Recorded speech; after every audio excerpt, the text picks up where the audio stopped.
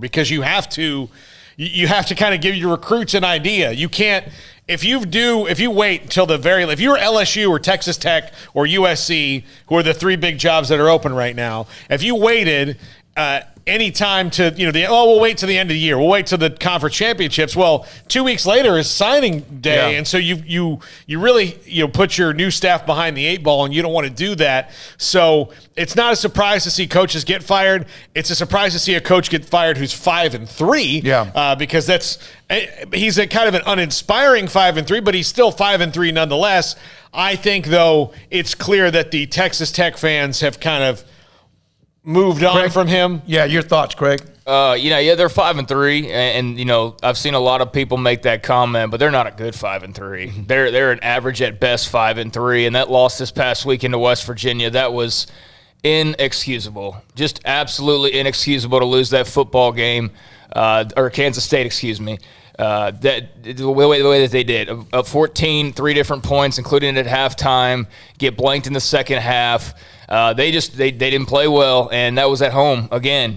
They have not played well in Lubbock, and even in some of their wins, they haven't even played that well. So, to me, yes, they're 5-3, and yes, it's possible to get bowl eligible. But what does that really mean in the long run?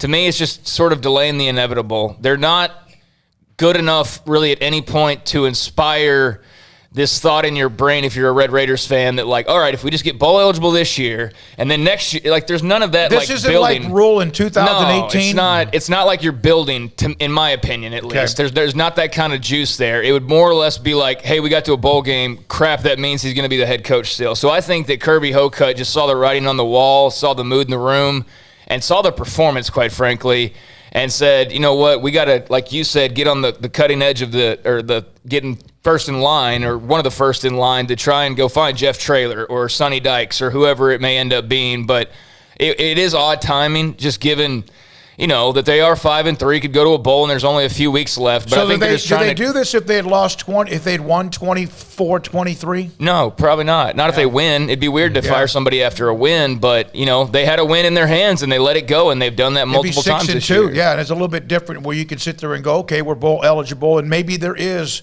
Then you win a game you're supposed to win. Iowa State and Oklahoma State was like two rams on the side of a mountain, just beating the hell out of each other, slamming their heads against each other. And Iowa State, here they come. Mm-hmm. This is what they do. They always have a setback or two early, and then here they come. It was a hell of a game. Oklahoma State could have absolutely won the game, but we kind of expected that in the end it could be Oklahoma State, Iowa State, and now even Baylor, of course, a part of that conversation with Texas coming up this week. Yeah, it's a 4-team race so long as those teams all handle their business. You don't want to go lose to Texas this weekend if you're Baylor, and all of a sudden they're kind of in there. You know what I mean? So if those four handle their business, though, and they are going to meet up, Oklahoma's got to play Iowa State and Oklahoma State still. Iowa State's got to play Oklahoma, so on and so forth. I think it's going to be a fun race, and what a game that was. Unfortunately, the officiating kind of smeared parts of that with just some questionable calls, including at the very end with that 4th down and short that they gave to Iowa State. And you could make an argument that Spencer Sanders was on top of his guy and actually got the first down, but taking that out of the equation, because I'll let the fans fight over all that. Yeah. That was one hell of a football game. That was a physical, nasty. Wasn't it kind of what you thought? It was what I wanted. It was what I thought and what I wanted. That's why I was a little disappointed at the end that it came down to measuring and reviewing, because literally you could not complain about calls until that moment. I mean, I know there were probably a couple of things, Hutchinson touchdown. The unsportsmanlike conduct call against the receiver. Hutchinson was just disgusting. Yeah, come on. He stopped his gate for a second. But they scored a few plays later, so that ultimately didn't matter. It was a terrible call, but it didn't matter. But towards the end. I mean, other than that, you get that. But it wasn't a normal Big 12 game where you could be like, well, if this hadn't happened in the first quarter, it wasn't one of those games. It was exactly how it was supposed to be. And I think we're headed for about 5 or 6 more of those games in the conference, don't you, before it's all said and done? I agree. Paul, it was a very well-played game. 2 really good teams, and both still have a chance. One thing I don't like about Big 12 officiating, though, is just waiting on that questionable pass interference call that inevitably comes into play, and there were a couple of those, I thought, against Oklahoma State. But hats off to the Cyclones. I mean, they took full advantage of home field, Paul. It was a greght crowd. It looked like a beautiful day out in Ames. Yeah. And Oklahoma State, man, they have nothing to hang their heads about. They're a damn good football team. I've said about them all year, it's not always pretty, but, man, is it tough and nasty, and it can get the job done, and it nearly did, and they're going to remain in the mix. Do we have him on this? Not yet. Iowa State's a tough place to play no matter what. No matter what. No matter where it is, it's tough to play. Yeah, it's in a Big 12. It's a sledgehammer. Oklahoma survived. Caleb Williams saved the day with a basically ripping the ball out of his running back's hand, Kennedy Brooks, and getting a first down. Of course, that brought up a lot of chatter as well, but they found a way to win. Now, are they pretty? No, not at all. But there ain't no. And so you're right. They still have to play Oklahoma State. They still have to play Iowa State. They still have to play Baylor. Everyone has some of those. Oklahoma State has played Oklahoma State, has now played Iowa State and Baylor, but they still have Oklahoma down the road as well. What's going on as well? Dave Aranda today at his press conference mentioned, he was asked a question, Drake asked a question about LSU and Southern Cal, and he gave kind of a, I didn't expect him to say too much, and we'll have that for you a little bit later on. A lot of people will say that's kind of what Matt Rule said. He didn't say he was staying at Baylor. He also didn't say he was interested in Southern Cal or LSU. But I think just knowing Dave Aranda, what he did say, in my opinion, and I could be fooled by this, it to me was that he's very happy. His family's very happy. It's exactly what Mack Rhodes said to us last Tuesday. And then on top of that, he talked about how it's a place for him to grow. Now, if you want to take that and go, yeah, but how long do you want to grow? I don't think Dave Aranda is going to let that become a distraction whatsoever, but he did mention that today in his presser. I'm not any more worried about him leaving than I was last week, despite that answer not being as clear as some Baylor fans would like it to be. Honestly, my first thought in regards to his answer was that's probably what his agent told him to say. Like why rule out a potential bump in salary by having these teams pursuing you? And maybe you're interested. I don't know what the deal is. But for me, at least, I'm not any more like, oh, my gosh, I'm worried about Dave Aranda leaving. I mean, we don't even know if these teams are interested in him. No. So far, all the speculation is just connecting dots and assuming that he'll be talked to. But he's by no means a big fish hire for these big schools that we've been talking about. When you get hired as a college football head coach, your agent gives you a card and says, memorize this phrase. Yeah. When someone asks you a question, you say this. It's platitudes, it's coach speak, but it allows us to negotiate with your current the other part. Yeah. employer, whether or not you're a candidate or what do you like. And you could tell your agent, well, I don't want to go to USC. I don't give a crap if you want to go to USC. Right. Don't say that. Yeah. Don't say it. Yeah, no, and he's taking care of it, Baylor. But again, we understand how big, strong those powerful those two teams are, their history as well. Later on today at 5:35, we're going to have a guy named Matt Jennings. He does a podcast, Locked on Horned Frogs. He went off last night on so many things involving the TCU football program. He was also brought up in Gary Patterson's weekly press conference last week, gave him more publicity than perhaps that podcast even had. We got a good friend of ours, Stephen Simcox. We work with him. He's a part of the same podcast. Talked to him for a second or two about what they said last week. And Patterson brought up, he's got rabbit ears, and they're a team that's right now, they're struggling, and we'll have him on it today at 5:35 on what he said and what he thinks. What did I text you guys this weekend after that West Virginia loss?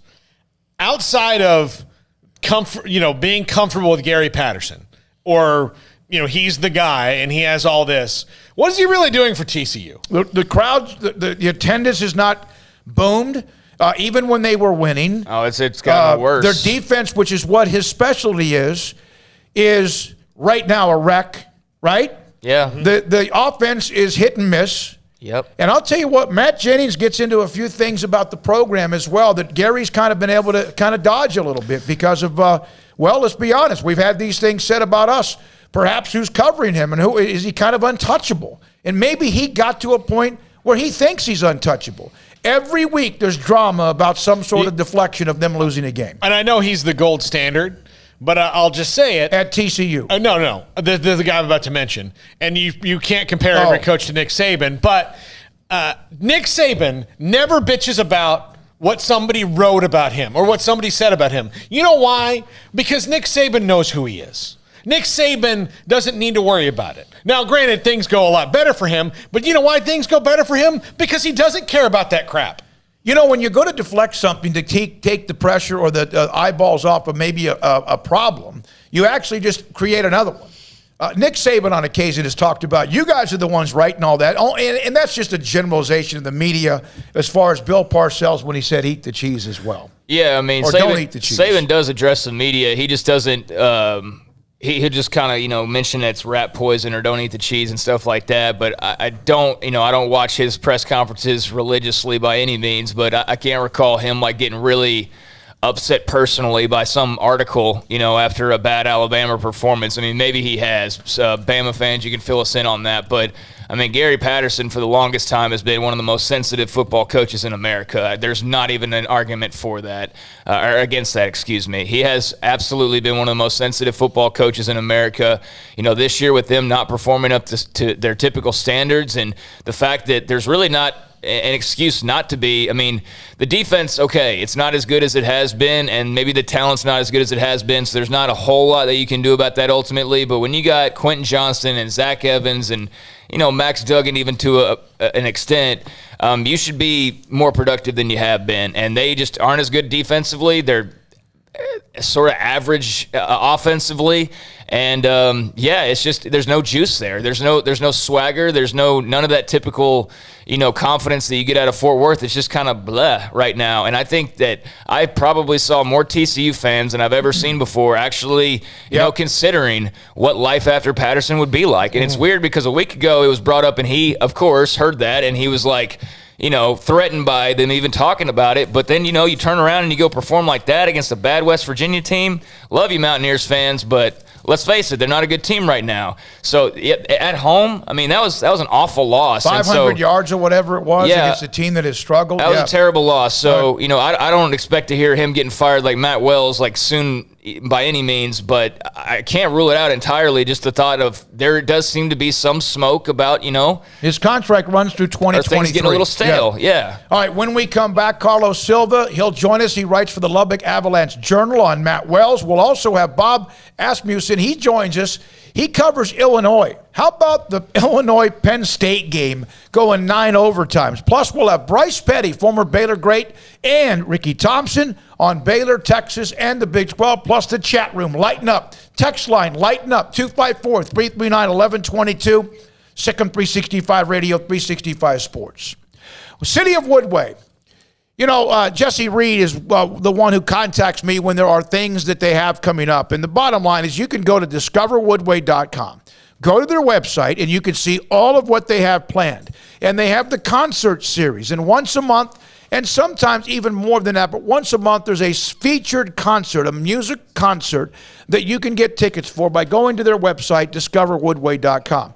And through the month of October, which is now in our final month all the way through Sunday, you still have flag football and sand volleyball going on at the various parks as well. And you can go to the website on how to get involved with that. Yes, there's just a week left, but they've been doing that throughout the late part of the summer and into the early part of the fall. And on top of that, all of what's about to happen, Baylor in Texas, if you're looking for a hotel room, that's going to be difficult. DiscoverWoodway.com has 7 different hotels in the Woodway area if you want to get close or stay close to McLean Stadium, basketball season, the Farrell Center, or even going to the Silos, Magnolia, Balcones, or whoever else. DiscoverWoodway.com.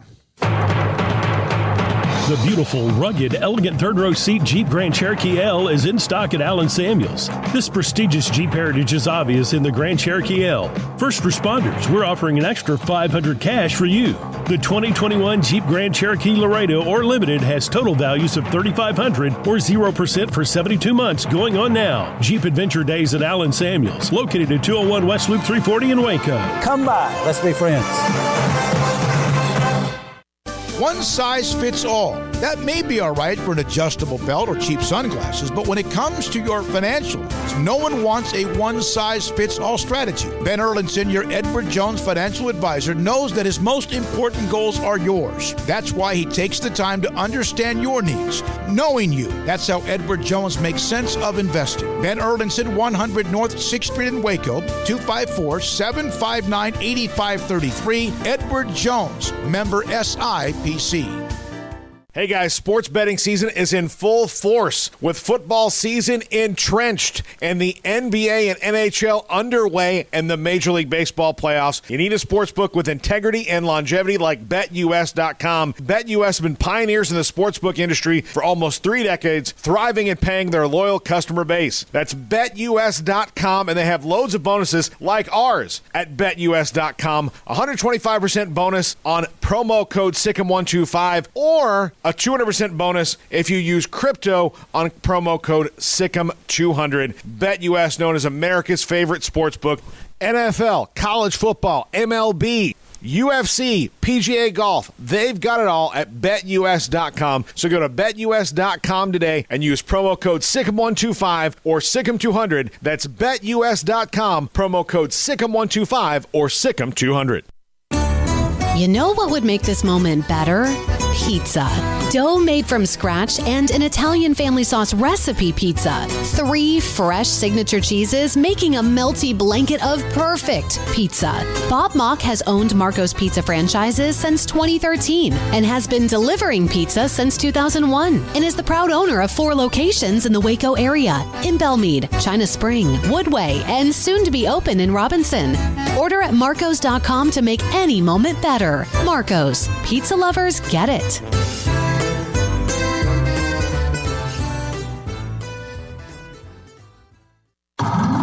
It's plain and simple. Waco Custom Marketplace is the one-stop shop for what you need for tailgating, from charcoal, cold beer, and wine. And, of course, customize your order with brisket, tri-tip, sausage, wings, smoked pork tenderloin, country-style or pork spare ribs, marinated beef and chicken fajita meat, ground beef and chili, meat, hot dogs, and burgers, buns, seasoning, sauces, chips. There's fresh baked bread and kolaches every day, breakfast sausage links. And you can also customize your favorite cut of steaks from Select, Choice, or Prime, bacon wrap fillets, ribeyes, New York strip, sirloin, T-bone, and porterhouse. Full service butcher shop includes pork, poultry, beef, chicken, and seafood, serving Waco restaurants and families since 1940. Your one-stop shop for beef, pork, poultry, and seafood needs. Waco Custom Marketplace, 425 Lake Air Drive, or WacoCustomMarketplace.com.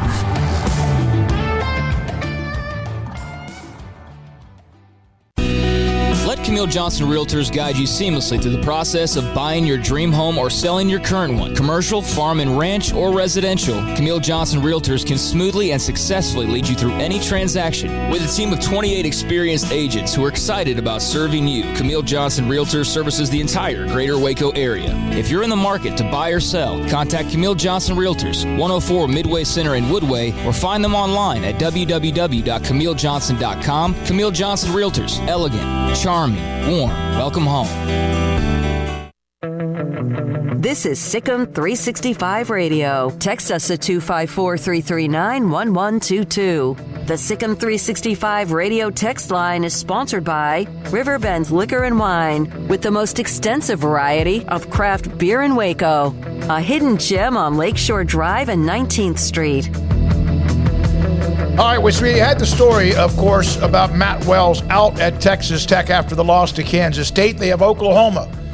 And Sonny Cumbie now takes his place as the interim, the offensive coordinator who came over from TCU. We're now joined by Carlos Silva, Jr. Of the Lubbock Avalanche Journal. Carlos, was this imminent? I think it was, fellas. And I think the first game that really kind of started to turn the door was probably that home loss at TCU, where it just looked like everything was going well for Texas Tech from the standpoint of it was a night game, it was a throwback game, and then all of a sudden you just have this team that just came out flat, unfortunately, and they, whereas everyone kind of saw, weren't able to stop Zach Evans at TCU, and then, of course, as you just alluded to, had a 14-0, and then at halftime 24-10 lead, if I'm not mistaken, essentially a 2-score lead, and they lost that game by 1 point. That 1 point potentially being that one tough play that everyone kind of watched, that delayed handoff that turned into a safety. So certainly not something that was not expected from us, but it was probably hastened a little bit by last weekend's loss. Carlos, why can't Texas Tech in the post-Mike Leach era find someone who fits there?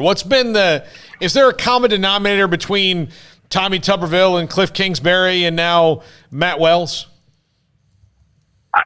I honestly think the biggest thing is they were trying to get an up-and-coming Cliff Kingsbury, and then certainly you kind of saw what happens when recruiting is taken out of the situation where Cliff is just able to kind of work on offense, and that's certainly what he's been good with. And you all know he's undefeated, one of the last teams that are undefeated in the NFL, so he is certainly a good head coach. It's just I don't know if maybe college was the right deal for him. He was certainly a good assistant before he got to Texas Tech, but if you look at, Cliff, he was a Texas Tech guy. Maybe they gave him too much of a leash because he was a Texas Tech alum, and maybe that kind of hurt the Texas Tech football program. But I think the fact that they were able to make this decision right after the weekend rather than maybe waiting until the end of the season, I think that shows that there's a little bit of urgency from either the border regions or just from the higher ups that realize that something needs to change. And I think certainly the one thing that did change is they're being very proactive about this new hire. Carlos, any idea of how, I know it's somewhat fresh, but how Wells or the team has reacted to the news?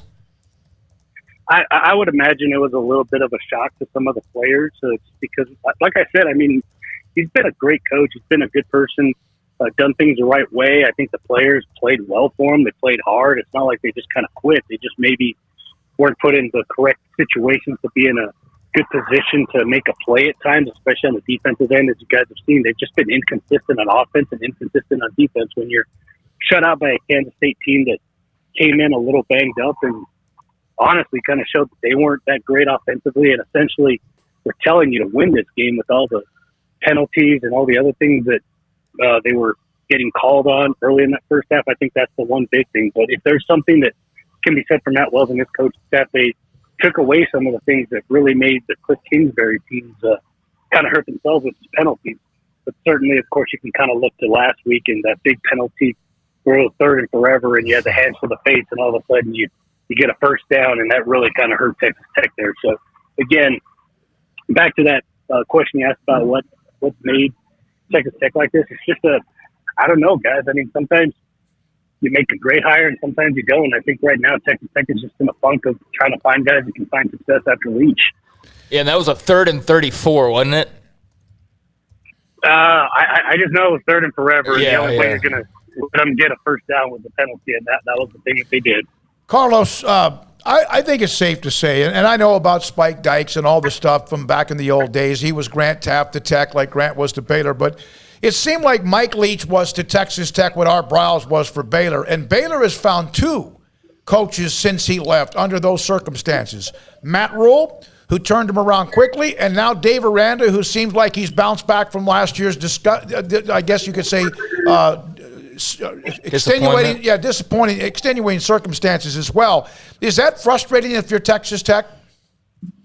I think from a fan perspective and just any of the donors, I think you have to be frustrated when you look at some of these other teams, especially like a Baylor, where you hire a couple coaches and you're able to get back from, like you said, extenuating circumstances under a previous head coach in Art Briles. I think that's certainly a huge thing. And I think the other thing, too, it probably certainly doesn't help the situation, but it's an in-state school, just like TCU. It's just you're struggling to find success in the one sport that, as everyone always talks about, is the lifeblood of a athletic program. Yeah, men's basketball is good, Tech baseball is great, and you have all these other programs that are doing well for you, but if football is not making money, a lot of the other programs are suffering a little bit, and I think that's the one thing that really is kind of eating us across some of these higher ups in the Texas Tech athletic department, is just that they're just not winning, and that's obviously we've got Matt Wells, his pink slip, if you will, is just he just could not win. He was a great guy, did things the right way, certainly was trying to build this program, got a lot of transfers out of the transfer portal, which is certainly the new way to find talent that's ready to play instead of developing guys for 3 to 4 years, but they just weren't able to get the wins. If you poll Texas Tech fans right now and ask them who they wanted regardless of consequences, who would they say? I would say everyone is all about Jeff Traylor, and they are on the UTSA wagon about them being undefeated. They like him. They certainly like Joey McGuire, who you guys are well aware of. And I think Sonny Dykes, just because of what he's done at SMU and the fact that it would harken back to a time at Texas Tech where they remember some winning and they remember some great times. So I think those would be the top three, at least in the way that you phrased that question, I would answer it. Yeah, Joey McGuire is one, I think there's no question. I'm not so sure hasn't been contact before when Matt Wells was hired. I don't know that for sure, though. And then obviously, do you think, and I'm asking you this because it's a legitimate question, would Texas Tech ever at least talk with Art Briles?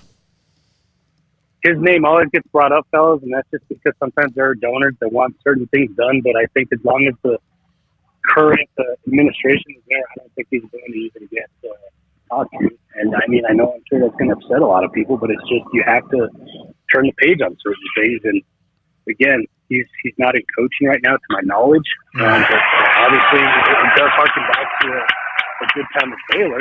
But again, he did lose his job, and obviously you can just kind of go after a coach like we've mentioned before, Joey McGuire. You have, Jeff Traylor, or even Sonny Dykes, who you can hire now. They're obviously in coaching. They have all these connections to in-state high schools, and not only that, but then you don't necessarily have, I don't know what the term is other than baggage, but I guess just the outside thoughts that everyone has about Art Briles.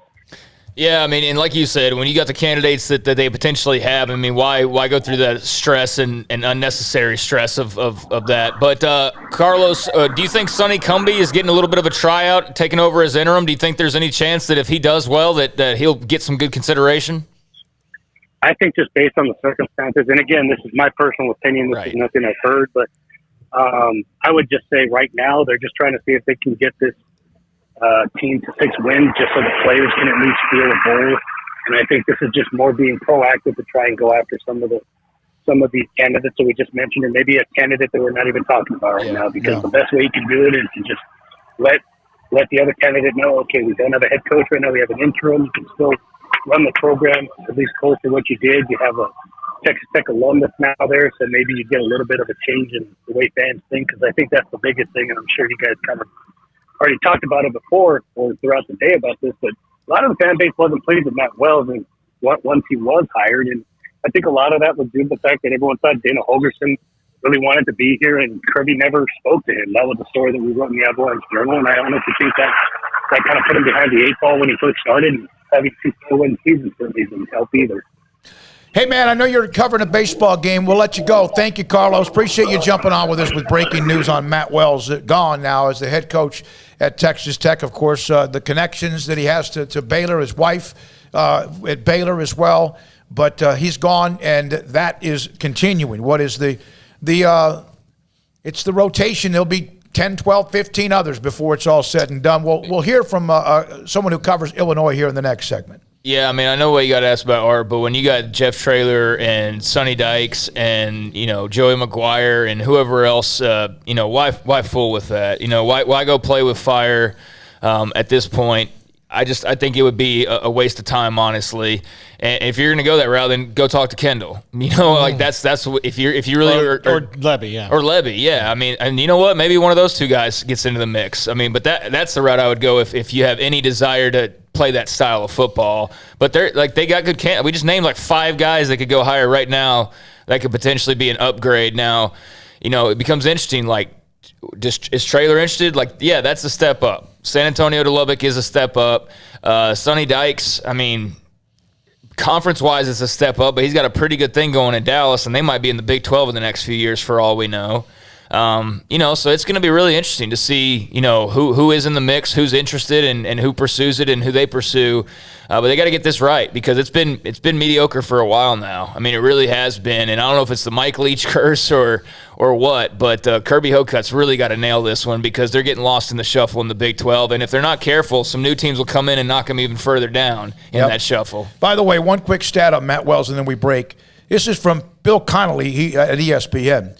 In games that were one-score games, The last 2 years, Texas Tech up until last year was 6-2 in games decided by one score until the game with Kansas State. Overall, though, prior to those, in 16, 17, 18, and 19, his teams were 2-11.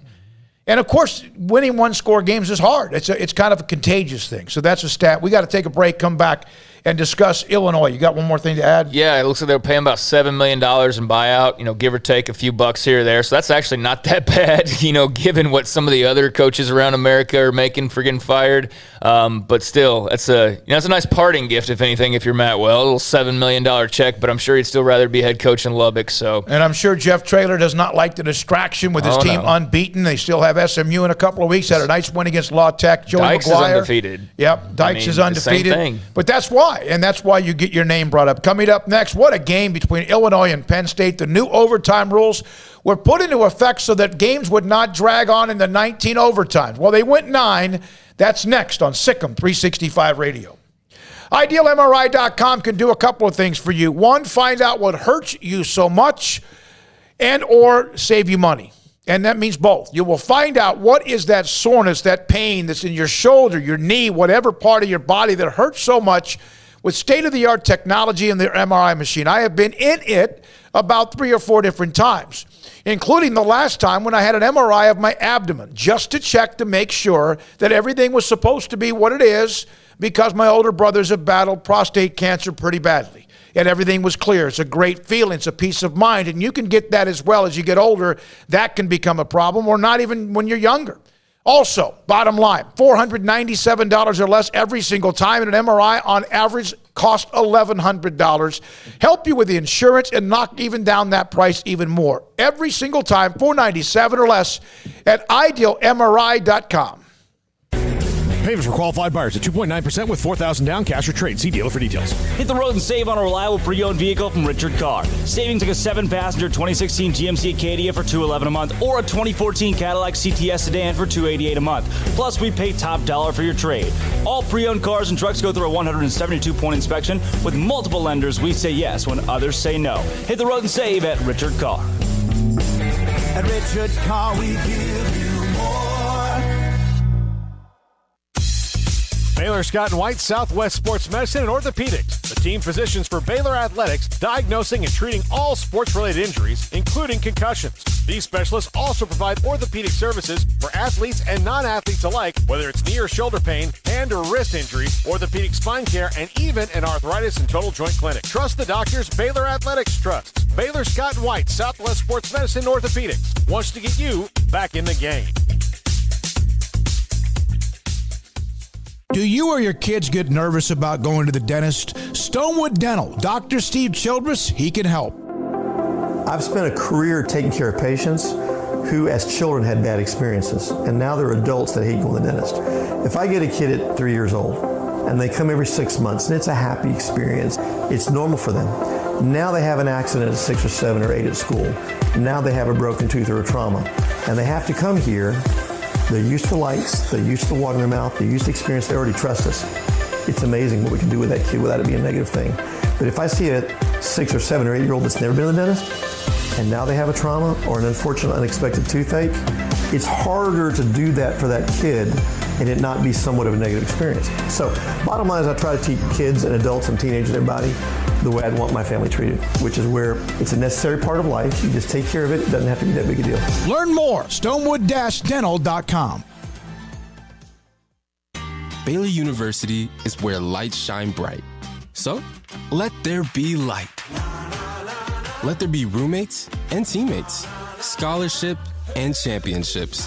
Let there be fresh starts and new traditions, fast friendships and lasting impacts. Let there be laughter. Let there be joy. Let there be light. Baylor University, where lights shine bright. Parenting is full of surprises. You never know what to expect. So after our son was born, I called my Texas Farm Bureau insurance agent to set up a life insurance policy in case something happened to me. Sawyer is now 2. And we'll soon have a sister. There's no one else I would trust with protecting my family. Stop by and see our agents at one of our 3 McLennan County locations. Coverage and discounts are subject to qualifications and policy terms and may vary by situation. Waco Waco Regional Tennis and Fitness continues to add more weapons to your getting or staying in shape arsenal with 8 brand new treadmills ready for you to run or walk a mile or 2 or 10. And with the explosion of interest in pickleball with instructors Joe Rosa and Jody Thurman, with more courts available. Waco Regional Tennis and Fitness with large flat screens stretched across the weight room with Wi-Fi available, their own app to enjoy news, business, weather, or sports. Everywhere you look, there's energy, passion, and commitment. New touchless water fountains outside of each locker room, and all the locker rooms with showers, sauna, and whirlpool. Upgraded PA system throughout the world-class tennis courts with a youth academy led by pro Britt Coleman. Fitness and tennis merchandise available and a tanning bed. I promise you'll look and feel better. You just need to walk through the front door. Waco Regional Tennis and Fitness with personal trainers Christy London and Randall Corley. 40-plus group exercise classes, including twice-a-week boot camp. It's time to react today, not tomorrow. Waco Regional Tennis and Fitness on Lake Shore Drive in Waco.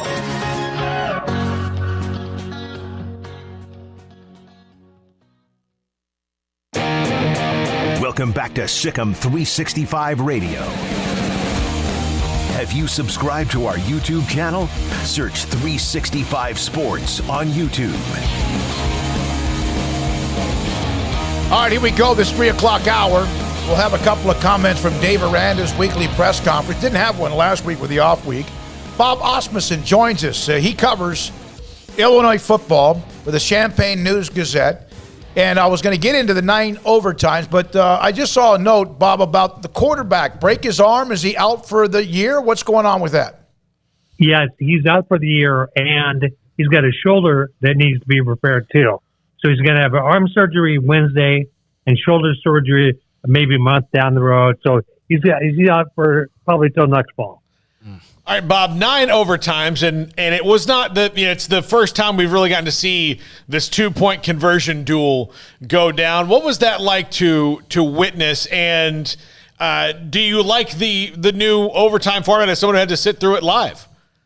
It's not football, right? I mean, it's not football. I think there's not a great solution here other than going back to ties, which we're not going to do.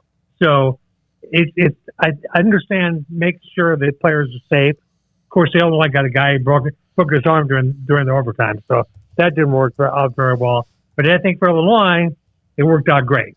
Brett Bielema said he's been in 3 of the 6 longest games ever, and he won all 3. So he likes it, and it worked out well for Illinois. Not so well for Penn State, but I don't like the rule, but I'm not sure there's a positive alternative that would work. Bob, did you have a feeling going in that this could be the outcome, that the result? Were you expecting a close game, if not an Illinois win? I mean, seems unlikely, I know, but was there something about this team that at least gave you, hope that they would play well? No, not at all. No, I thought they'd get killed. I really did. And you looked at Penn State coming off in an open week. They had all the time to prepare. Their quarterback was back. But Illinois, from early on in the game, showed some resolve. And they looked, defensively especially, they looked pretty good. And then they just they were able to run against Penn State, which not everybody's been able to do. So I think as the game went on, you started to think, hey, I've seen this before. But no, nobody here.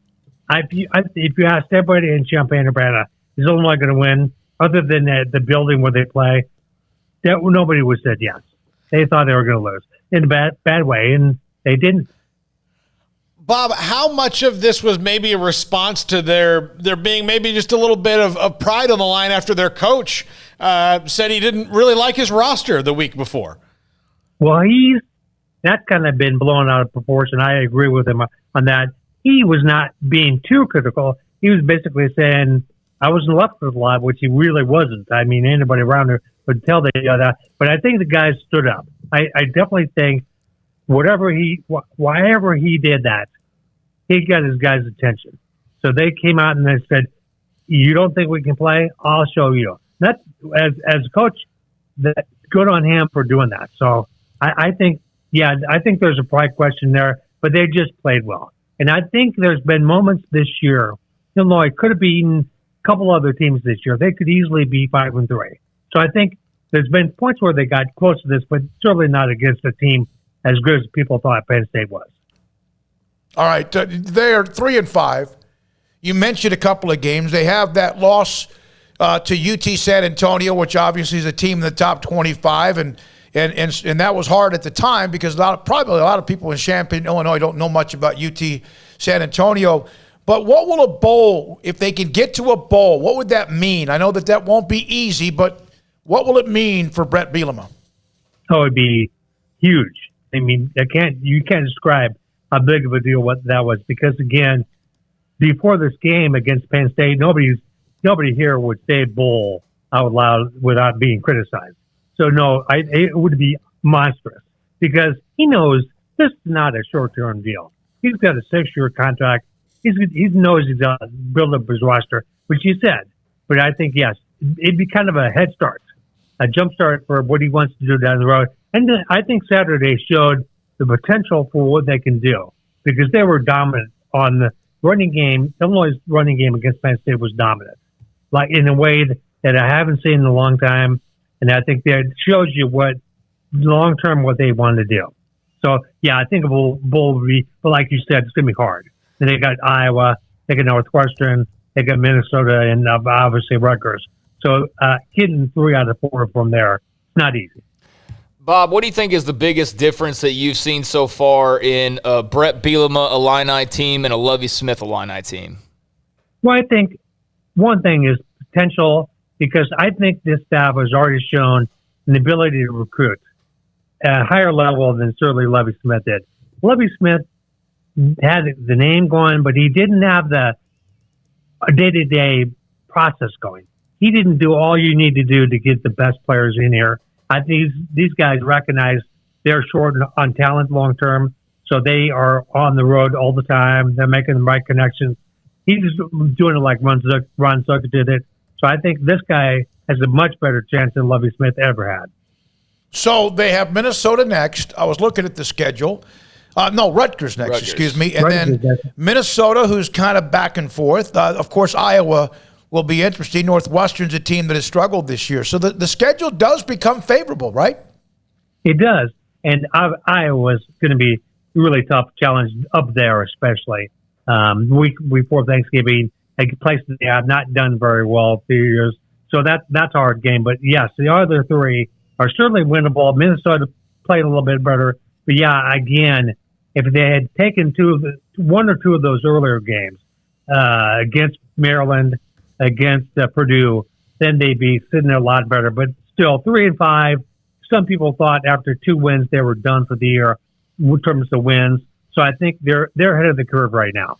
So, Bob, with Sitkowski's injury, is Casey Washington the guy going forward? And I noticed he's a Texas guy, a little Round Rock native, so that fits in with us here. But is Casey Washington the man for the Illini moving forward? Well, definitely. He is a strong, power, really good receiver. Quarterback will be back to Brandon Peters. Okay. He'll be the starter probably on Saturday against Rutgers. Okay. But Casey Washington is a really terrific player, made a great play Saturday to win the game. And you're right, Texas, I'd be really proud of Texas. So, yeah, he's an important part of that team going forward. Hey, man, we appreciate it, Bob. Thank you very much. Did 9 overtimes. It's nuts that it went that long when they're trying to keep it from going past 2 or 3. It was crazy, crazy. Thanks for your time. We appreciate it, and enjoy the week. Thanks, guys. Anytime. That's Bob Asmussen from the Champaign newspaper. And that was crazy, and I couldn't take my eyes off it. I wasn't watching maybe any of that game. I know it was close. I knew it was close, but it was like, and there weren't a lot of great games Saturday. But I couldn't. Once it went in second, I think I picked it up in the second overtime. I was like, oh, this will be over. And they couldn't score. Neither one of them could score. It's crazy. So, did you prefer the LSU A&M overtime or that Illinois overtime? I kind of liked it at first. But then I don't know. I almost think that you should just do the NFL overtime, which seems to me to work out pretty well. You know, everybody gets a possession. It's 10 minutes. You know, it's guaranteed to be shorter if it's 10 minutes of real time. You know, it's almost like tie is a 4-letter word. Yeah. And I understand what they've done in Texas high school football. We've seen games, explode with how long they've gone. But it usually doesn't. This is the exception. Texas A&M and LSU was the exception. You know what I would do? Ole Miss and somebody, whatever that was. Instead of the 2-point conversion, I would do, or I maybe do it at the end, but first 3 overtimes, play them straight. Then go 4 plays from the 10 for a couple overtimes, and then go into the 2-point conversions. Because the one play to win the game and just go back and forth. It's 3 yards, right? Yeah. It's 3 yards. But it's really... I think once the first round ended with the 3 yards and neither one of them scored, it was kind of like nobody could get a hit. It's like everyone, it just happened. Somebody makes a play, and it didn't happen. But, wow, that was nuts. And I think that we sometimes... I'm not saying you're wrong on what your new rules would be or what they used to be, or the NFL has kind of made sense. I think there's a little urgency there. You can then slow it down if you want to just tie, but there's nothing wrong with it. If it's a postseason game, like a college playoff game, I get you have to have a final. You have to have a game that ends. But it's almost like, my God, that's like, ew, it's a tie. And if it ends up in a tie, it ends up in a tie. It was supposed to keep people from getting hurt. Too long of a game. Both things happen. Well, here's the thing. There was a new generation of kids like Jack who love soccer, and they're totally fine with ties. Draws. I'm sorry. Be careful. You're going to get crucified from the soccer aficionados. So, yeah, I thought that was fun, though. It's a great win for Illinois. They needed that. Now they have a chance to get to a bowl game. They're 3-5. Iowa's still on the schedule. The other games are somewhat in Minnesota with your favorite coach, row the boat. Who knows what they might do gently down the stream. Now, and there was an argument on the chat room, not argument, but like Bielema was really good at Wisconsin. He was not good at Arkansas. And who knows what he's going to do at Illinois. But that's a Big Ten type mentality that might eventually work in a division that's very weak other than Iowa right now. Yeah, I mean, it was a good win for Bielema. I mean, it seems like they needed that one, and they've got a little bit of excitement going. You know, it's going to be tough to get to a bowl game. They have to go 3-1. They have no other choice than that. And certainly there's one game with Iowa where you don't feel great about their chances. But, yeah, I mean, historic, you know, that's for sure. It's a win that I wonder if they had that already playing in the elevator 24/7 like A&M did 2 days after their win over LSU, because that was legitimate. Like a week later, we were at a midway game. They're playing at College Station, and A&M had that game replaying in their elevator TV. So I don't know if Illinois is celebrating it that much, but that was a really nice win for them. It really was. So kudos to Bielema and company, and Casey Washington, a Texas native, catching the game winner. Good for him. And it was kind of interesting to see Illinois and Penn State, two teams who don't have Texas guys in their roster typically, and both of them had receivers in that game that were a part of that one. So, yeah, anyways, good win, and we'll see what happens with the rest of the way for them. All right, so that's that. Now, earlier today in the chat room, I haven't read a lot of them. One is that Paul did not upgrade my computer. My laptop wasn't ready for the start of the show. But Damon put something up about last year's rule was the best overtime rule. What was it last year? I mean, was it the same before this one? It was like I don't know. You had to go for 2 eventually. You couldn't just keep on kicking extra you had to points. go for 2 after, 3 overtimes or whatever. Okay. But, I mean, you had to go for 2 after you scored a touchdown. Yeah, okay. So that's why I like. I kind of enjoyed it, but again, it was just so weird to be like, okay, you've got one shot at this. The other thing was, and I think I texted this to you, for the first 3 or 4 times they did that, neither of them ran an RPO. No. They just, which there wasn't is the play you normally run when you're trying to get a 2-point conversion. Yeah, here's from Chris. Imagine sitting through 8+ overtimes if it is freezing outside. That would suck. You know, the one thing about it didn't take very long. I mean, that's the one good thing about it. They went 9 overtimes, and I'm sure there was minutes that kept ticking, sure. But it didn't seem like, it was not like, oh, my God, because they play you run 2 plays in overtime. That's and then it. you go all the way down to the other side of the field and all the way back. Maybe they need to stop that. I don't know. Last year was you didn't have to go for 2 until the third one. Whereas overtime. you kind of they've shook that up a little bit, where now you're going after the touchdown in the first overtime period. So that's the big difference. Caden is naughty. Cheerleaders for each team rush to the 50, brawl in the last moment of the close-on wins. My God, Caden, stop. You know what? I was watching the Convicts versus the Catholics, 30 for 30 on ESPN, the Miami and Notre Dame game in 1988. And I didn't realize. I guess, I always remember the 83 game when Tom Osborne went for 2 to try to win it outright because they had that one of the greatest, it appeared statistically best teams of all time, and they lost 31-30, went for 2, got tipped. Jimmy did that with the Miami and Notre Dame game. Mm-hmm. He could have kicked the extra point, and down the road, most likely, they still win another national title. Mm-hmm. I gained a lot of respect. I always have. He's a great coach, but I didn't realize they won a national championship like that, and they lost one as well. And they didn't go up there to tie Notre Dame. That's a great 30 for 30. I enjoyed watching that one as well. Yeah. All right, now, Dave Aranda earlier today was asked, Drake Toll asked him this question. Does this include the questions as well or just the answers? You'll have to ask Armstrong. Armstrong? Just the answers. About, again, the speculation. I was going to ask him that at some point, but about the at least there is the LSU opening where he was defensive coordinator in the national championship team, and USC, which is near where he's from in Southern California, about that as far as up in the air as far as Smoak.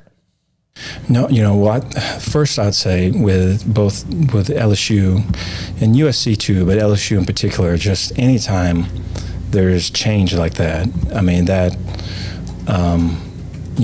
got great friends at USC and great friends at LSU. And so you hate to see that. And I think, I look at Coach O, man, I look at how much I've learned from him, the time that he spent and really just invested in me when, he didn't have to or didn't need me there. And so I recognize that and appreciate that. And so it's sad when those days, like with last week, when those days come, you don't ever want to see that. And so I want to see them have success at the end of the year. But yeah, I love it here. I mean, and my family loves it here. And, I think, Baylor has been everything that I thought it would be. I think coming here was an opportunity to grow and to be better. And I think, a lot of times, man, that looks awkward. I told our team that, there's, I get uncomfortable when I have to look at myself. There's an awkwardness about kind of growing and trying to stretch, man, and be better. And I feel like everything that Baylor stands for, the people that are here, the hearts of the people that are here, I think it's bigger than football. And so I appreciate that. And, I think our team is built that way, and I think it's special. Now, he never said he was not going to talk to them. But one of the things, if you dig a little bit into what he was saying, when he said it looks awkward, he's uncomfortable with that. I took that. That's me taking, and I know some people, that's exactly what Matt Rule said. I think Dave Aranda was also mentioned, and it was awkward that his name is being brought up right now as well. But can we stop with the Matt Rule comparisons? I mean, like, really, it's not even close to me. I mean, other than the fact that they're football coaches at Baylor and they may have outside interest, it's not the same in any way, shape, or form. It's really not. Well, it's interesting because on my Twitter timeline, when I put up the quote, which I didn't care if there were responses or not, almost all of them, it seemed like, was, yeah, that's the same thing Matt Rule said. It's not. It's two different personalities. Matt Rule made it very clear what his plans were at some point about what he wanted to do. Aranda has never brought up where he wants to go, if anywhere else other than Baylor. He sat with us in New Orleans when we were asking him about open jobs and interviews, because the Giants opened while we were there in New Orleans. And he was very candid about it, really, in a coach sense, of saying, like, look, I told the team, if they call and offer me this much money, should I take it? I mean, he asked them that. They knew. I mean, everybody knew. He was. I think the weird thing that people don't understand about Matt Rule is they may feel a little betrayed because he elevated Baylor and then left so quickly, but he was very candid about the fact that, somebody offers you a big job, you have to listen. And that's a life lesson for everybody. Yeah, and he, I know there were certain times where maybe he was a little bit more concrete on some of his answers that led to false hope, and people got burned by that, and therefore they get mad at him and want to throw mud at him for that. But coach speak. I mean, that's what it is. I mean, in certain situations, coaches are going to say what they have to say, and maybe not say much at all. And then, how you interpret it's up to you. So I'm sure somebody watching Dave Aranda right there thinks he's bound for LSU. Yeah. And there's somebody watching who thinks he's headed to LA. And there's somebody watching who thinks he's staying in Waco. I'm not that worried about it. Whatever happens. I know Baylor can find a suitable replacement if that needs to happen, but I don't think that that's going to be a concern for them right now. So, if I'm wrong on that, so be it. But I feel just fine with Dave Aranda in Waco at the moment. I love Nick Morgan, Baylor Nick on Twitter, who's a huge fan of what we do, and we appreciate him. We're a fan of him. He goes, the comments to the quotes that basically I posted amuse me. It's never enough for some people. No. And that's a very good way to put it. Nick, thank you. And the thing is he could have said today, I am never leaving here. And yet there would be somebody like, no, and then guess what? He'd be lying because he doesn't know that. I mean, shoot, did anybody know what was coming a year and a half ago or 2 years ago now, whenever this stupid virus came? Like, nobody knew what chaos that was going to throw the whole world into. So who's to say what happens a year from now? Who's to say, what opportunities come up? So I would love to see him, put an anchor down and be the head coach at Baylor for 25 years because I really enjoy covering the guy, and I like the style in which his teams play and the style in which he coaches. But, at the same time, I've also seen 4 different head coaches in the last 10 years. So I think everybody should kind of be used to it at this point in time. I mean, honestly, and, whatever happens, happens. Also, it's not lying if nothing happens on Monday and something happens on Tuesday. Yeah. That's the other thing people don't realize. Well, he lied. The coach lied about not going. Well, on Monday, something was true. On Tuesday, it was different. There's some coaches that are going to play that game because, as you mentioned, Paul, they've been taught to, and some that said, I'm not leaving. The next day, they're showing up at another press conference and all that. I get it. The good news is if you're a Baylor fan, to me, and I know you're probably worn out because even at the end of the Art Briles era, there was the Texas search, and even the year or two before that, there was the Texas Tech search. I just saw Bruce Feldman and a couple of other the national writers that say that Art Briles will not be a part of the list. Those are those who I'm sure have talked to administrators, whatever else. But bottom line is that they have plenty to look at, and then Matt Wells is no longer the coach at Texas Tech. All right, when we come back, we're going to hear from former Baylor quarterback Bryce Petty. Some of you have said, hey, make sure you let him know he was my favorite quarterback ever at Baylor. That's saying a lot because there was a stretch in just since 2000 or whatever, 2008 or 9, with RG3 and Nick Florence, Bryce Petty, Seth Russell, among others, that you could pick quite a few or a lot of different names. That's next, Bryce Petty on Sikkim 365 Radio. Speaking of Petty, PettyClinicLowT.com, Dr. Kent Petty, no relation, but Bryce Petty does endorse the product, can help you become the high-performance man that you want and need to be, and maybe at some point as you grow older, you used to be. It happens. Testosterone levels in your body can change as you grow older, but not everybody. 2/3, no. But 1 out of every 3 men have symptomatic issues of low testosterone, and in fact, it can affect your sex drive, your sleeping habits, and your energy where you don't feel the way you used to feel in many ways. It happens. There's not something you can do about it. I mean, it's just kind of part of Father Time.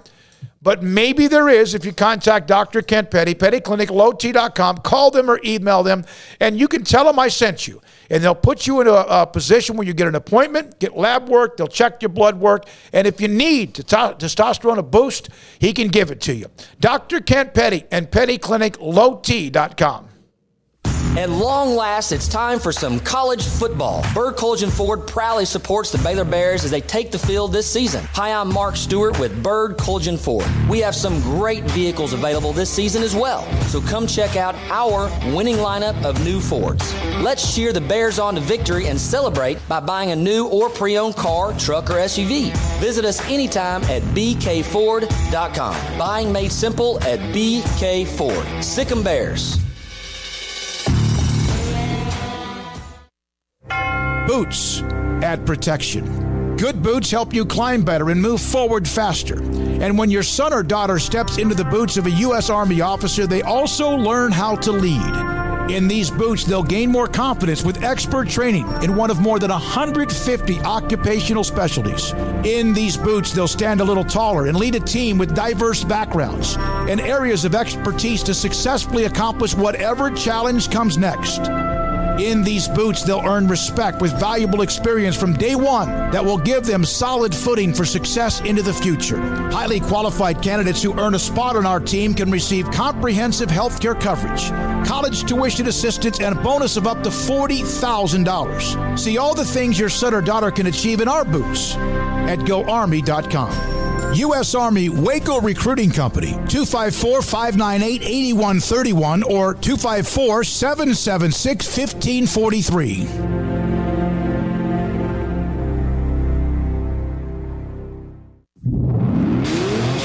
Masters of barbecue, kings of crazy good food, and the perfect sanctuary for sports, beer, and barbecue is Coach's XXX Smoke on Austin Avenue in downtown Waco and also on Highway 84 in McGregor. A menu filled with choices like a great offensive playbook including 3 meat combos with sides, burgers, and sandwiches, wings, loaded giant spuds, and salads, crazy wings, chicken poppers, big boy fries, and smoking quesadillas, just some of their amazing appetizers. There's Coach Big Ol' Draft Beer or order Zach's Spicy Bloody Mary or Coach's margaritas and mimosas while watching your favorite team play. Great pecan smoked barbecue, fun atmosphere with attention to detail, including a catering menu, and we'll quote your price to fit your budget. Coach's XXX Smoke on Austin Avenue in downtown Waco and walking distance to the great places to shop and enjoy, and also the original location on Highway 84 in McGregor. Great food, great price, great fun. Eat where the locals eat.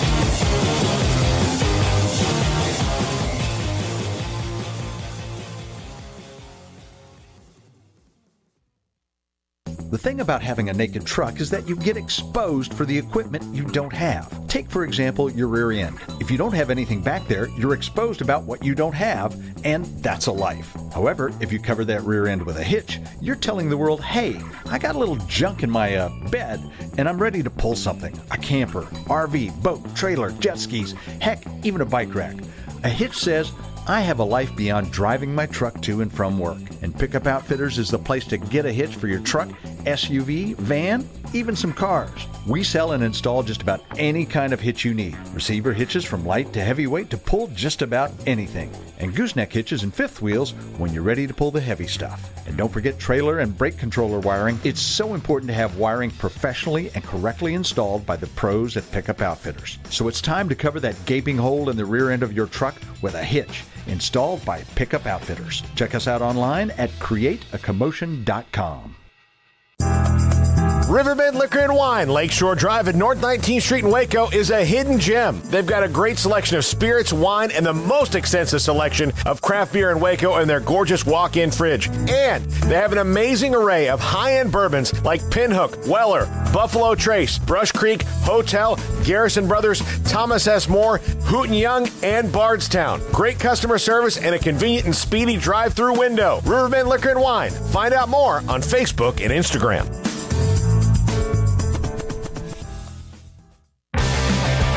Welcome back to Sikkim 365 Radio.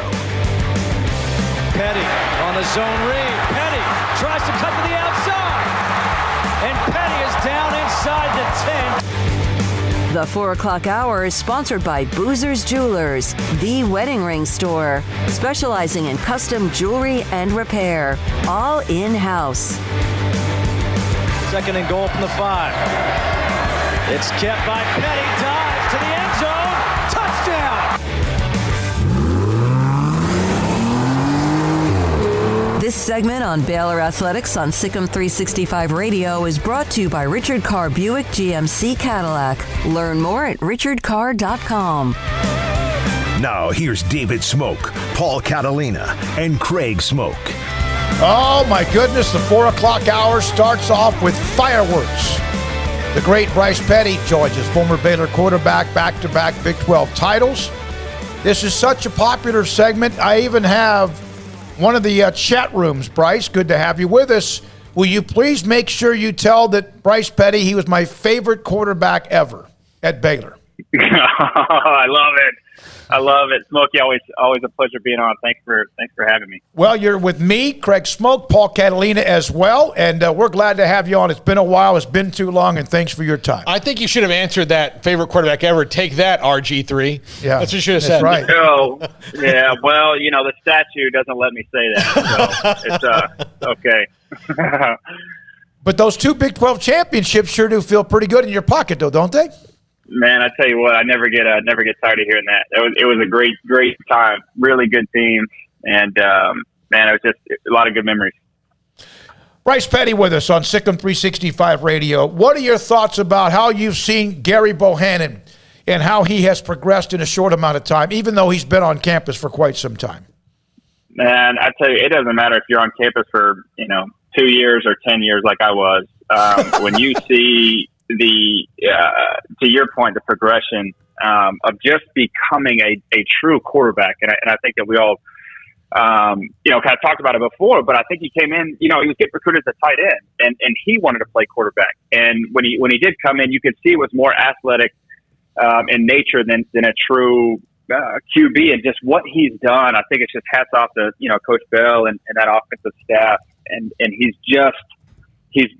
truly blossoming into a really, really good quarterback. And so I love watching his progression, because you just don't see kids develop anymore in college. And so it's a lot of fun watching him.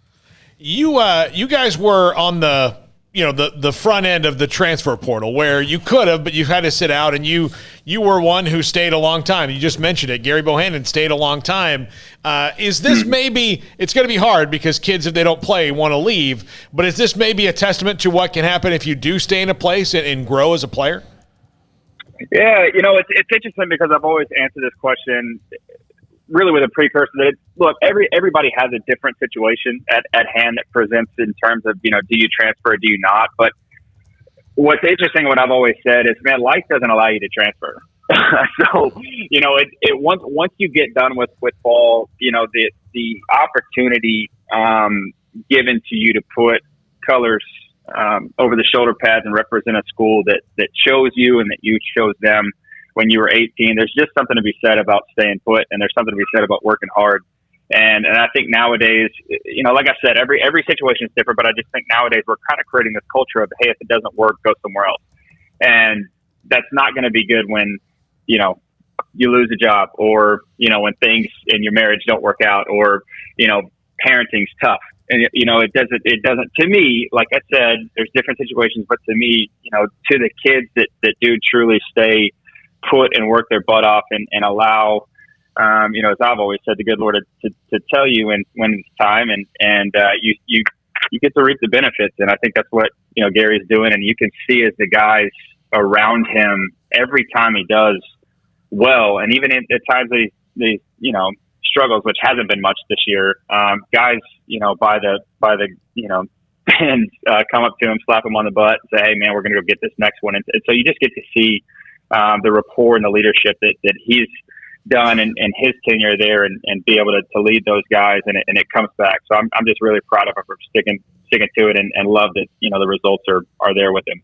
Bryce, sticking with that offense, a big part of Gary's success and just the offense as a whole has been the change in scheme with Jeff Grimes, the RVO wide zone. The O-line looks night and day from last year. Running game obviously is dramatically different, and there's Gary as well. What are your thoughts on the wide zone and what Jeff Grimes has done, in a very short amount of time? Yeah, well, I think it definitely speaks to, 2020 was tough on a lot of people, especially in a culture of a locker room trying to understand and get accustomed to a new coach and new styles. And then with, Coach Grimes and what he's doing this year, you can really see the guys buy in. And I think that's a huge testament to the kids. But I think also the coaching staff of knowing what your identity is. I think we knew as fans, and maybe as a coaching staff in that locker room even before we did, but I think that we established our identity really early, which is, a lot of times where you see guys struggle, teams struggle, is when they don't know who they are. And I think we've always been a team sticking to the run behind Abram Smith and Tristan Ebner, and that's just done really well for us, and it's allowed Gary as well to be able to take what the defense gives him, not have to force things. We don't get off schedule. In terms of, being down in the chains first and second down, and we're moving the ball. So I love the change. And again, man, anytime you get it behind 7, I think good things are going to happen. Yeah. And they just seem to be, it just looks like a football team. There were times obviously last year for a lot of reasons, it wasn't the case. Hey, I got to bring this up because when Baylor played at Oklahoma State, I brought up there's a kind of a force field inside the red zone at Oakland, and you responded to that. How can you have a great sense of humor, because that was such a moment, man. Golly, when you tripped. Yeah, well, I think you have to have a sense of humor in this game. As much as I do have a sense of humor, like it's after that game, it was a lot of sleepless nights, because it just not that it was a turning point. It was so early in the game. I mean, hell, it was our first drive, but you saw what happened after, and so I just felt like it was one of those things. Now I can look back and laugh, because if you don't, everybody else is, so you might as well join. But at the same time, it was tough. It was not something that I was appreciative of, for Gundy's mullet to be left on the field like that. So. Bryce, there are games, though, and that's one of those places that they kind of happen where, and I think Baylor experienced it early in the year when they lost in Stillwater, that the first time you go in there or you're trying to play and they're good and they're smacking those paddles on the wall, it was so cold that day too. Cold, like there was Thank you. Yeah, there was nothing set up. Yeah, it was Craig. There was nothing set up for you guys to go right. It was just, it's like the football gods were like, not today, guys. It's not your day. Yeah, well, I mean, shoot, man, we were both playing in it, right? Mm-hmm. So, I mean, they put up 40 points on us and we didn't, and that doesn't matter. I mean, football is football, and we just saw it last night, and what I've never heard of is a river. What do they call it? An atmospheric river. I don't know if y'all ever heard of that term, but the Sunday night game was an atmospheric river. So, anyways, like, ball is played whenever, and when you got the whistle blown, you got to put out your best stuff. So, but I do think it teaches you a lot, and to be able to get through adversity, and even on that, first drive, had the trip and then the fumble and then the fumble snap. So it was just boom, boom, boom, and you got to be able to adjust and get back to the fundamentals and what and you got to be Baylor, and that's what we were always taught, and we preached to ourselves is be Baylor, because that's the only thing you can control. And but again, when you do get smacked in the face, you got to be able to respond, and we just didn't that day. Bryce, you mentioned 7, Abram Smith. What are your thoughts on what you've seen from him? I mean, he's well on his way to 1,000 yards.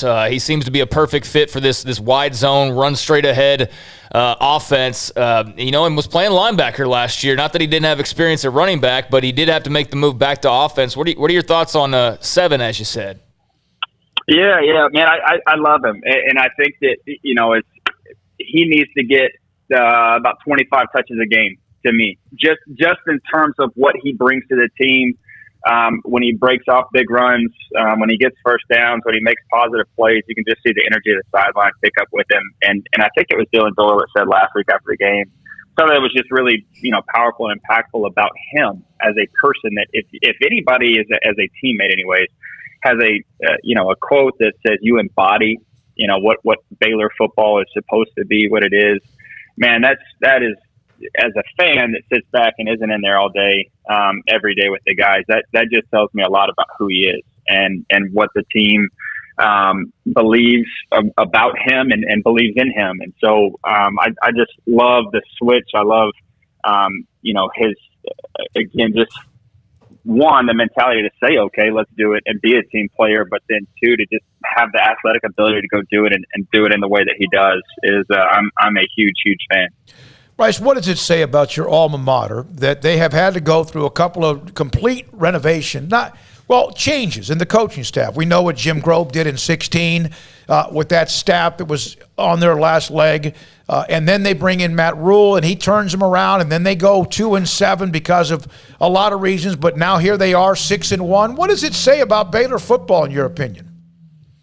Yeah, I mean, I kind of mentioned it to the guys too, but last year, the year before, but just resiliency is something that you can't just learn about. You have to go through.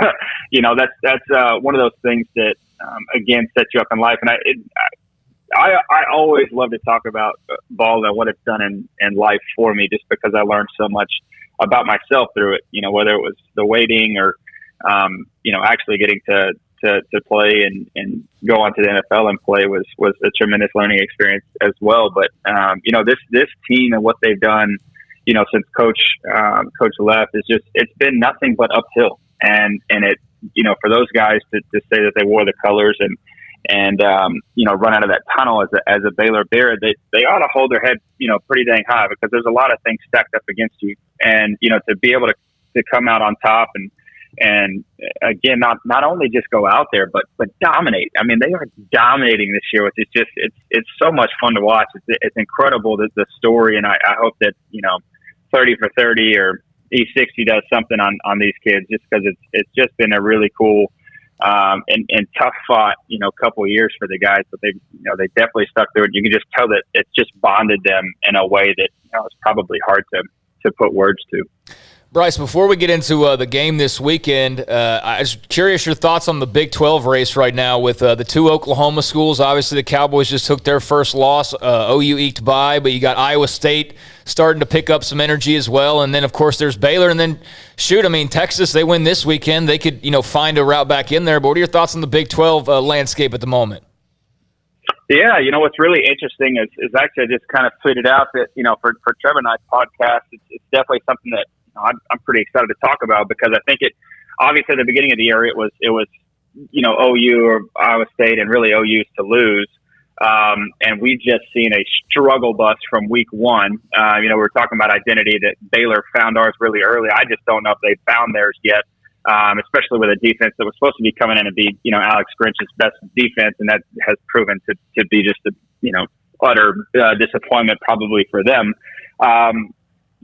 But what is interesting is you do have this Baylor, OU, Oklahoma State, and honestly, what could be Iowa State come back in to come back in the picture, and same thing as Texas. So it's been really interesting, and we even had Greg McElroy on at the I guess preseason show, and it was OU, Iowa State, and then everybody else was way below, and now you kind of see this race to the top. So I'm really interested in terms of schedule. To me, Iowa State's got a juggernaut to go through.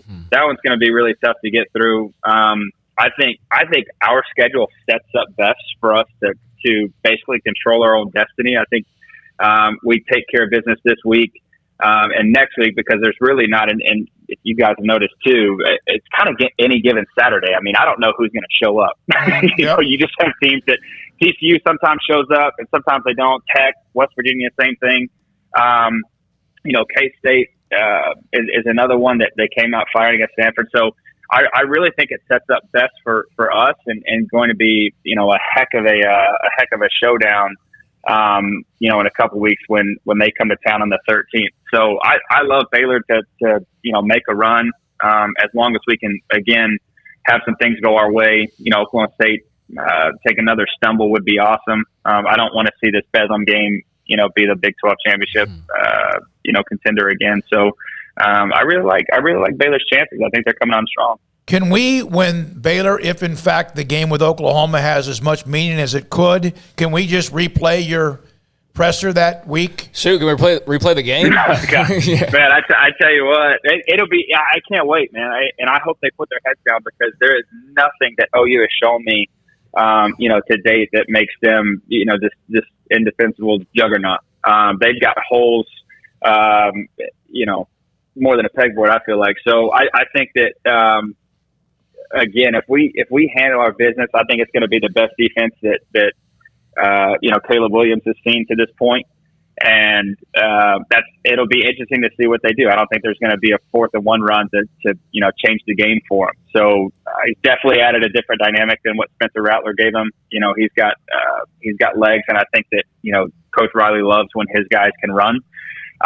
But at the same time too, if you make those guys one dimensional and you take out Kennedy Brooks, they just don't do as well when Kennedy Brooks isn't in the game. And then, their defense, again, is a whole other story. They're kind of Jekyll and Hyde up front. We saw them in the Red River Showdown, Shootout, Rivalry, whatever it's called. That, their defense up front can be vicious. And then we've also seen it like this Kansas game where they're, 6 yards back and they're, the linebackers left. So it's just, I think it sets up well for us. I really do. An Oklahoma State fan on the chat room at Blake 50785. Boo Bryce. He's an Oklahoma State fan. Hey, You're doing this podcast now. You mentioned that, and it's kind of, you look relaxed, you enjoy it. You've got some great personalities, former players on it as well. How much fun has that been? I absolutely love it. Absolutely love it. It's been a lot of fun. And, honestly, Trevor and I were talking about it probably 2 years ago to do it. And then we were like, man, I don't want to spend money on all the equipment. But, we got picked up by Bet Rivers, which has been a lot of fun. And then it's really got me back into the game to where I loved being a fan for a couple years. But then, actually watching it and then, having to tell my wife, like, hey, Saturdays, babe, I'm sorry, but it's football, and I've got my TV going, my laptop, my phone, watching all the games. It's just been really, really fun on this side to kind of take okay, I was a player and now I get to talk about it, has just been a lot of fun. So, I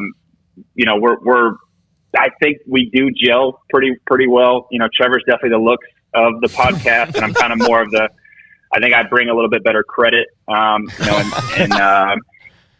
personality. No, I'm kidding. I'm not kidding about the look, but the credit, I think he actually has a better credit score than I do too. So, but anyways, yeah, it's just been a lot of fun. So good time. Do you ever just subtly remind him of what happened on October? He got 8th, hurt that game. Yeah, 2014. I remember. Yeah, it's true. It's such a sore subject because he did. He met Sean Oakman in a wrong way, and but it's been a lot of fun to be able to have the green and gold in our kind of a podcast studio, and he doesn't get to say anything, and then we're just bashing on OU every day, every time we get in there. So that's always fun too. So, but I will remind him every now and then and just let him know. It's just that he knows the look. I just have the look of like, hey, I beat you twice. Bryce, I wish I could find it. I would send it to you if I ever do. The raw video, that press conference, David and Craig went to cover you guys, and I said, I've got to go hear what Bob Stoops has to say because Angry Bob Stoops is hilarious. I mean, it's absolutely hilarious because he's not a really bombastic guy, but like he gets really annoyed, with questions, and the Oklahoma media, especially after a loss, could not wrap their head around the fact that they'd lost to Baylor this many times over this stretch, 2011, 2013, all these times. And so they just kept, well, what's going on? What's going on? And he's like, that's a good team out there. That's a good team. Yeah. They're really good. They're in the Big 12 again. I don't know what you guys are asking me. And it was a wonderful meltdown that I wish I would have had the raw video too, just to look at when I'm sad. Yeah, well, we can always play that. I think everybody knows my presser. It's 3 words. So I think it'd be great to just, play his over and over in the locker room and around campus would be great. Well, you guys had the great win in Austin too that time. Yeah. Shoot, it took us a while to get going. Yeah. Thanks to me, but we did, and that was again kind of getting fired up on this scrubby little Baylor thing. Yeah. And then, they had their linebacker that, again, it's been really interesting to see just kind of the world of college football. And actually, we're seeing the ACC, which is just funny. It might be something that comes up on our podcast tonight, but I mean, as it stands today, and not to take away from what we're talking about, but this is just crazy to me that the ACC championship game in Charlotte would be against Wake Forest and Pitt. Yeah, that's just a weird world. And we were able to kind of see it as we were coming up, that it wasn't just this, we obviously 7 or I guess 6 back-to-back with OU. But at that time, if Texas slapped a letter on your desk, it was like, man, I can't believe I just got, an offer to Texas. And then, honestly, in part, like Griff changed that, and guys, and then, all of a sudden A&M goes to the SEC. And so Texas just doesn't have this like overarching cloud over Texas as a whole recruiting wise. And it really changed the scope. So it was just great to be a part of that. And then, the meltdown with Stoops, and again, OU and Texas, it doesn't matter, man. You got to come out and play us just like we got to play you. How little did we know that Mac Brown's decision to recruit RG3 as a DB would lead to so many different things over the next few years. But, Bryce, I do want to ask you about Texas in particular. Was there any extra juice when you saw those guys coming up on the schedule? I mean, any different versus playing anybody else? And do you think that, the fact that they're a little bit down, the leaving for the SEC in a few years. Do you think that plays into, providing a little extra ammunition at all this weekend? Yeah, I mean, it should. It should, right? I mean, that's something that, again, at that time, especially when we played, if you didn't get offered by Texas, it was for a reason. I mean, hell, they offered everybody, right? So there was definitely a chip on our shoulder then, and they tried as much as they could to keep that whole, like, we're Texas thing going on. And then, you get on the field and you're like, dude, this ain't Texas of old anymore. We don't care.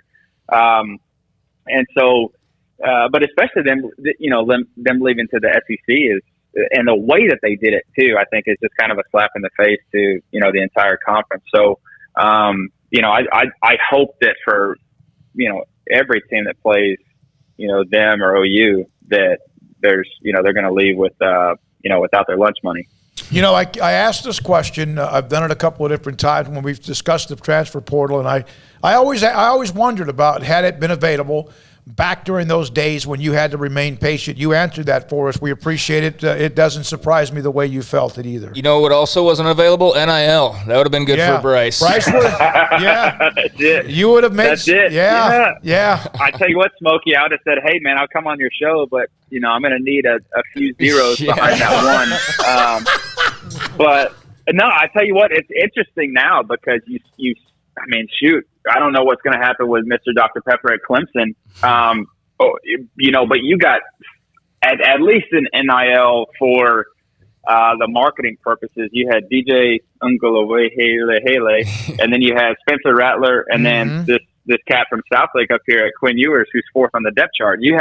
Those were like the three dudes in football that were, it was like million. And two of those guys are, well, one's benched, one's probably about to be.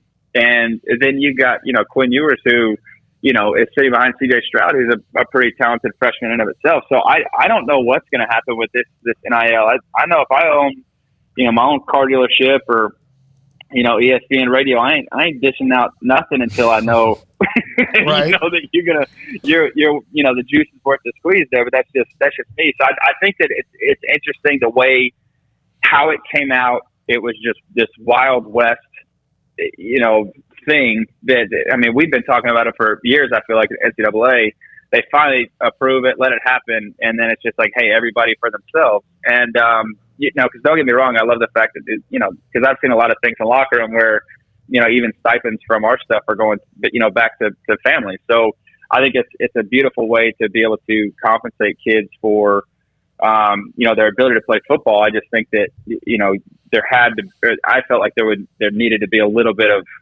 some parameters around how crazy it got because of, the situation they're about to find. Now, I don't know if that affects it moving forward. It probably doesn't, but just interesting how it rolled out. By the way, there's a text from Diane. I listened to Trevor and Bryce pod. I love it. Great chemistry between the two. My favorite is when Bryce asked Trevor what it was like to be booed by 85,000 fans.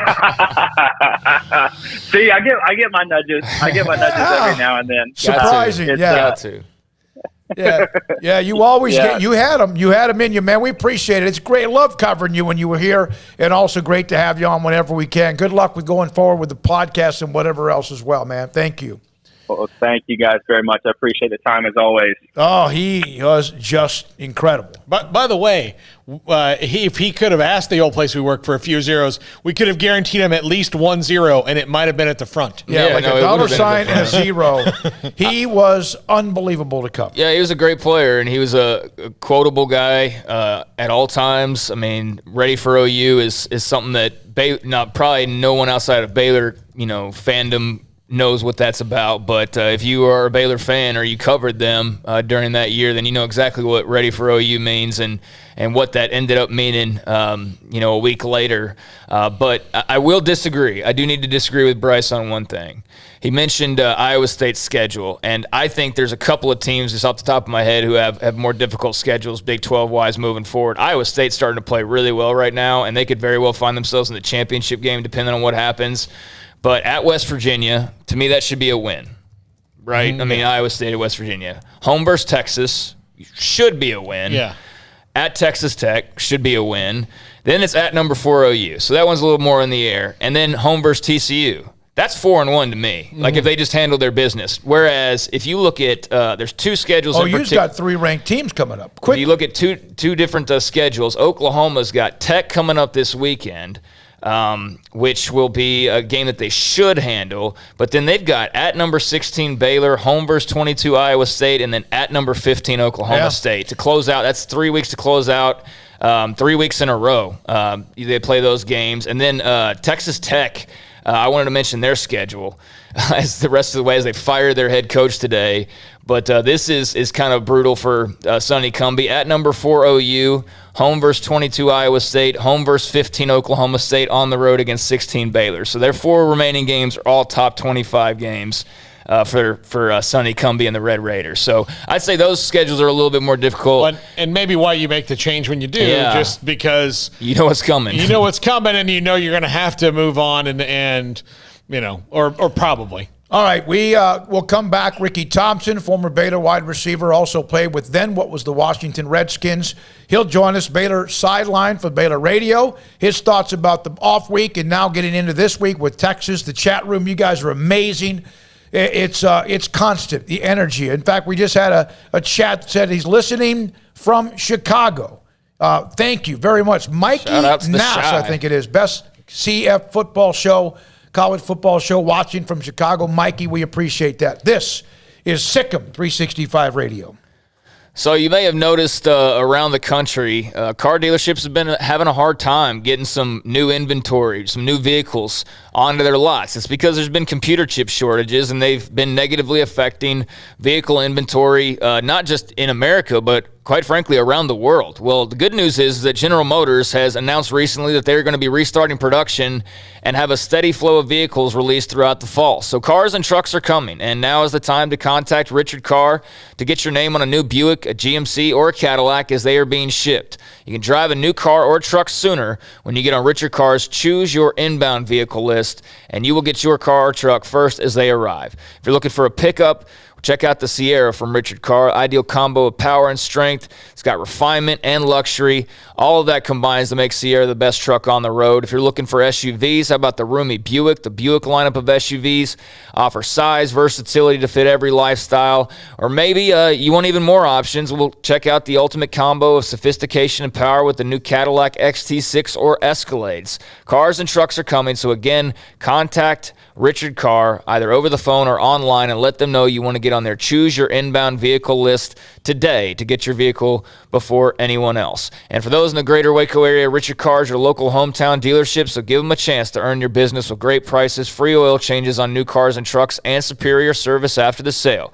Richard Carr, owned, operated, and run by loyal and proud Baylor Bears. When it comes to me and my money, I know the way it should be.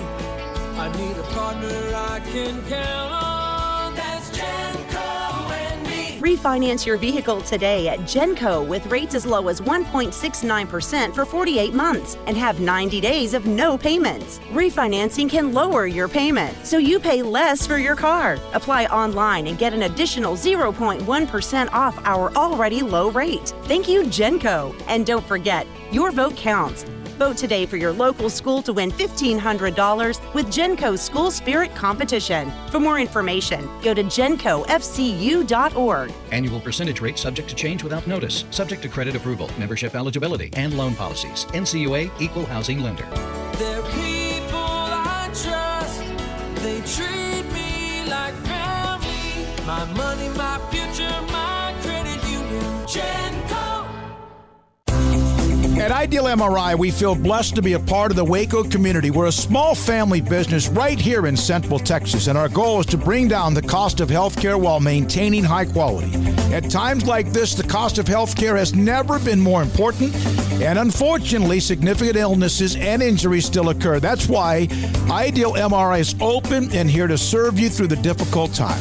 We offer premium MRIs just like a hospital with state-of-the-art technology and specialists, but you'll pay less. sometimes thousands of dollars less, whether you're using insurance or not. At Ideal MRI, we accept most insurance and there are no hidden costs, even offering financing if that's needed. Everything included in the price, and you'll not get something as a surprise in the mail later on. If you need an MRI, ask your doctor about Ideal MRI. They'll know. You can schedule an appointment safely from home online in minutes at idealmri.com or give us a call, 833-IDEAL-MRI, idealmri.com. Hey, this is Bryce Petty, former starting quarterback and two-time Big 12 champion, and I know firsthand the importance of being in top shape both on and off the field. So listen up, men. If you're feeling beat down day in and day out and looking for that high-performance edge that separates the men from the boys, then look no further than the Petty Clinic Low T in Waco. Petty Clinic is a comprehensive men's healthcare clinic with an atmosphere catering to men. Board-certified Dr. Kent Petty has a special interest in offering the highest quality medical care to men of all ages. Some of the services offered include screening and treatment for low testosterone or thyroid, infertility, high blood pressure, diabetes, high cholesterol, sleep apnea, while offering comprehensive wellness exams and complete men's health lab panels. High performance men, remember, it's not just a Petty thing. This is Bryce Petty, encouraging you to reach out and Google search Petty Clinic Low T or go to pettycliniclowt.com and get your complimentary lab screening today. Brad Boozer, Boozer's Jeweler, joins us on Sikkim 365 Radio. Boozer's Jewelers on the corner of Valley Mills and Lake Air Drive. It's a staple of the Waco economy. And you're about to approach this time of the year where you have the holidays, special gifts. It's not that you don't have that every single day. What are some of the things you have coming up? Christmas is the biggest time of year for engagements. You know, we kind of call ourselves the wedding ring store. We do all of our own custom work in-house. I've got 2 expert jewelers on staff every day. We can make anything from scratch. We kind of pride ourselves, probably 9 out of 10, every engagement ring we do is actually made custom to what the customer wants. People look at that, oh my God, I can't afford it. I can't afford something like that. You've shown me examples that you can fit pretty much any budget. It doesn't cost any more to custom make something. You still have gold, you still have diamonds, and you still have labor. Best thing about a custom piece is if you have any old jewelry or heirloom jewelry or something passed down from a grandma or somebody, we can take that jewelry and use it towards your wedding ring for the sentimental value, and then you've got the product, and then it's just a little bit of labor and a little bit of design on your part of what you actually want. You want to know why they're successful? Brad Boozer, the owner of Boozer's Jewelers on the corner of Valley Mills and Lake Air in Waco. Welcome back to Sikkim 365 Radio.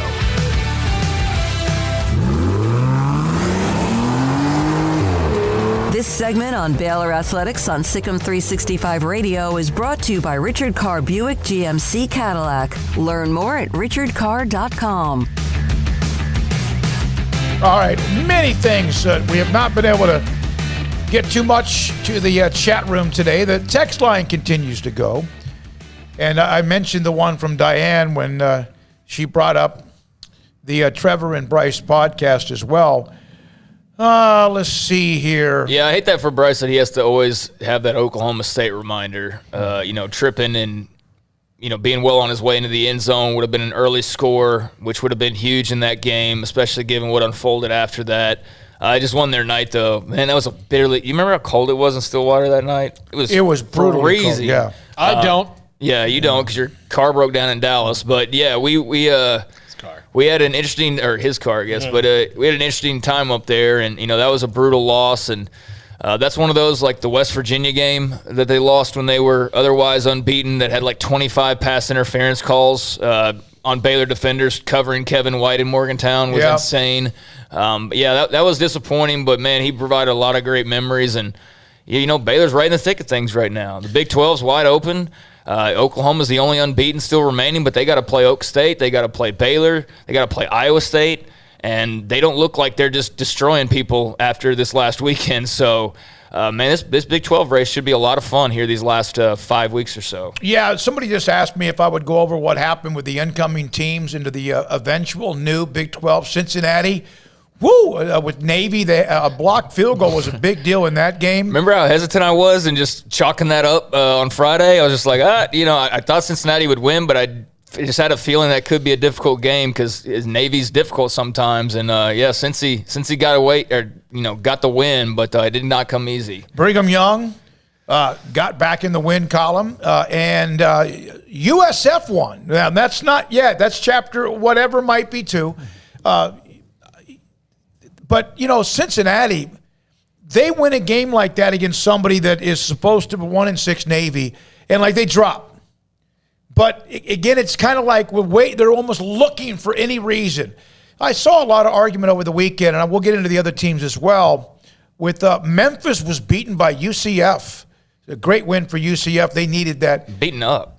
Yeah, 20, 30, whatever it was, 24-7. One of the things that I thought was interesting about the way that the top 5 or 10 works, and it's like they're waiting for Cincinnati to fart, just do something wrong, right? And they're gone. And I know, and I seem like I always bring up Alabama. They beat Mississippi, right? Who else? Tennessee, but that's not really a good win. All right. They haven't played Auburn yet. They lost to A&M. I know they're good. I know, but it's not like they were flawless. That they had their warts against Tennessee, was beating them a lot, and I just think I get what you're saying, but it's Alabama. It is what it is. They're not going to ever fall 7 spots like Oklahoma State did, losing a close game. What's wrong with that, though? What's wrong with allowing I'm not saying them? there's anything wrong with it. I'm just saying it is what it is. So unless you want to change the entire voting committee, they're going to these sports writers still put Alabama. They're going to drop them 2 spots at worst, to 3 spots in a Armageddon, and if Oklahoma State loses to Iowa State on the road in a close game with a controversial call, they're going to drop 7 freaking spots. Yeah, it's just right. it's stupid, it's dumb, and it's not fair for everybody involved, because some teams do take a bigger knock than others, but that's a reputation thing. That's something that Bama's built up, and it's a brand thing too. We know it's a brand thing, but it's also the results they posted year after year after year after year. No, you earn that a little bit, but it should be week to week or year to year. I do at the same time understand. It's not like I'm surprised by it. No. We're not joined by former Baylor wide receiver, Washington receiver as well, but also sidelines for Baylor Radio. Ricky Thompson's been on with us quite a bit this year. Last week, the off week. Ricky, thank you. What was Texas week like when you were there? Smokey, I'd be lying if I said it wasn't different, because it was. I think it was a game that we really anticipated very highly. 90 miles away, University of Texas, that was enough. I think we were really highly motivated, and I think Coach Taft did a good job of making sure that we were. I think we went into it with a really motivated feeling that we wanted to show the big guys we could play. And I'm guessing our guys this week are thinking the same. Yeah, I wouldn't think, even with a generation of kids that's grown up where Texas has been, average at best, that it's lost very much of its luster at all, because it's still Texas. Exactly. And I think the name alone means something. And I just think it's an added motivator for our guys. And I'm going to be really surprised if we don't play pretty well. Let's face it. Texas has always had talent. They're always going to have talent. They're going to have some of the best talent. That doesn't always make you a good football team. So, Ricky, Baylor off the off week at 6-1. Had the nice win over BYU before heading into the off week. Just your thoughts on what you'd like to have seen the team work on, or sharpen up, what have you. What as far as you're concerned was most needed from this past week? Well, first of all, let's go back to the open date. Texas also had one. Mm-hmm. There are always good times for an open date. Probably not ever a bad one unless you just lost a game, and then as a player you really hate those 2 weeks. Because coaches will take advantage of it. But I wish we would have played them last Saturday. From my point of view, I think we were playing really well. I don't think they were. They were reeling a little bit, and I wish we would have gone ahead and played. But we didn't. We had the week off. I just think, before last week, I would have told you, let's work on the penalties. God, how many games have you played where you had 0? I don't remember one. So you can't work on that. I just think that still, pass coverage, secondary-wise, you've got to think about that. how many big plays did we give up against Brigham Young? Now, on a lot of those drives, they didn't go in and score. They didn't put 6 on the board, and we made the play after the catch. But I think we've got to work some with that secondary, not give up the big passing plays. You take those away, BYU did nothing offensively. Algiers, 36 yards, 33 yards, had 191 last week against Washington State. So I think if there's anything that I pick, I just say you've got to do something in that secondary to stop the big plays. Yeah, because they have some dynamic Xavier Worthy and Casey Thompson. It seemed like he took a step back. He's also had an injury with his hand. Someone, Mike, in fact, on the text line brought up how Baylor shut down Brigham Young and Algiers, but Bijan Robinson's a different animal, right? Yeah, as good as I've seen. He's kind of the Breece Hall type guy that he's got not just – I'm not sure how fast Algiers really was. I know he was shifty, great running back, but Bijan can fly. And if he gets loose, he's gone. So I think that's the big difference. And I think you've got to really tackle well. You've got to get him with the 7 guys up front. Do not let him get into the secondary because he's scary.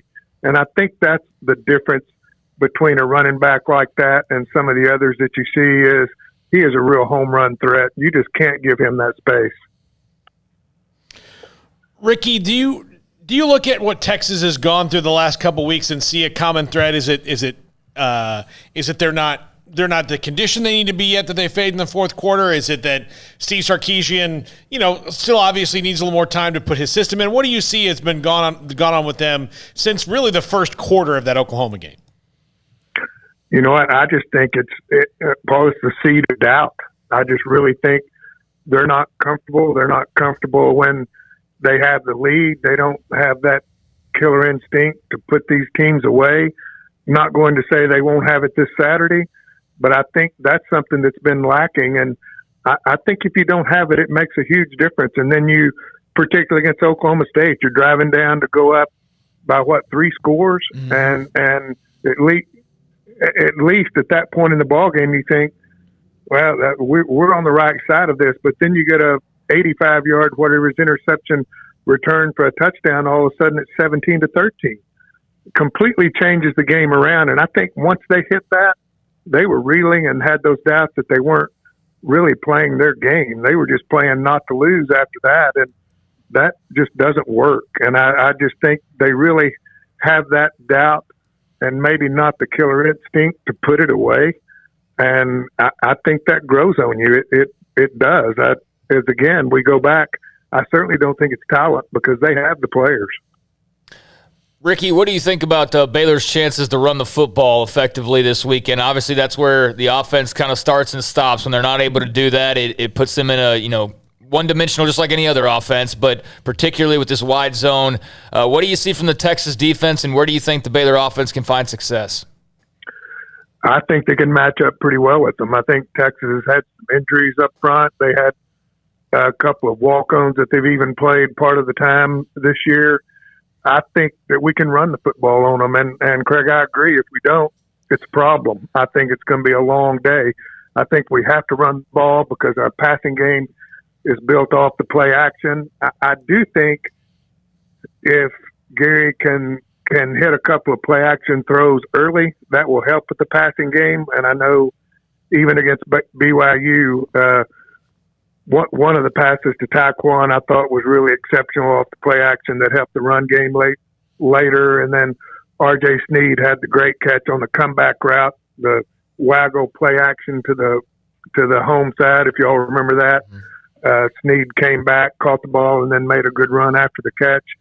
But I think we can run the ball on them. I think we match up pretty well. And I think over the term of a game, if we don't run for 150, 175 yards at least, I think we have a real problem in this ball game Saturday. We were talking about the running game and what Abram Smith and the story of how he got to Baylor. With Montgomery knew about him. In fact, he committed to Tulsa. Ended up at Baylor. Levy knew about him. Joey McGuire had played against him when he was at Cedar Hill. Isn't it crazy sometimes how these stories weave through things and how people get to where they got? What was your recruiting story? Well, I was just thinking about that. Really, I'd actually committed to Texas, and Cotton Davidson had taken over the receivers job here. Coach Art, obviously on the track side, had recruited me some, and those stories do leave. When Cotton came here, it kind of flipped me from going to a team that was running the wishbone and throwing about 5 times a game to a team that was supposedly going to air it out. And in that day, that meant maybe throw it 20.